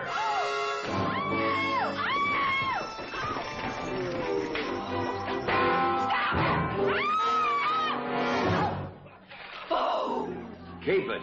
You may need it. Now get your divorce. Home.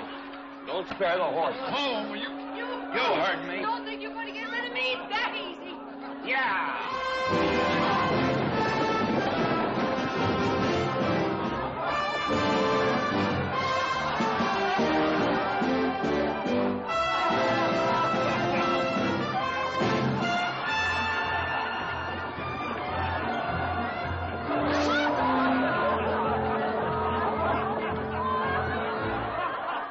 No more living in the capital? No. No more Newport in season? Nope. No more dancing at the governor's ball? No, GW. Happy day! 310 times without a miss. That's a record.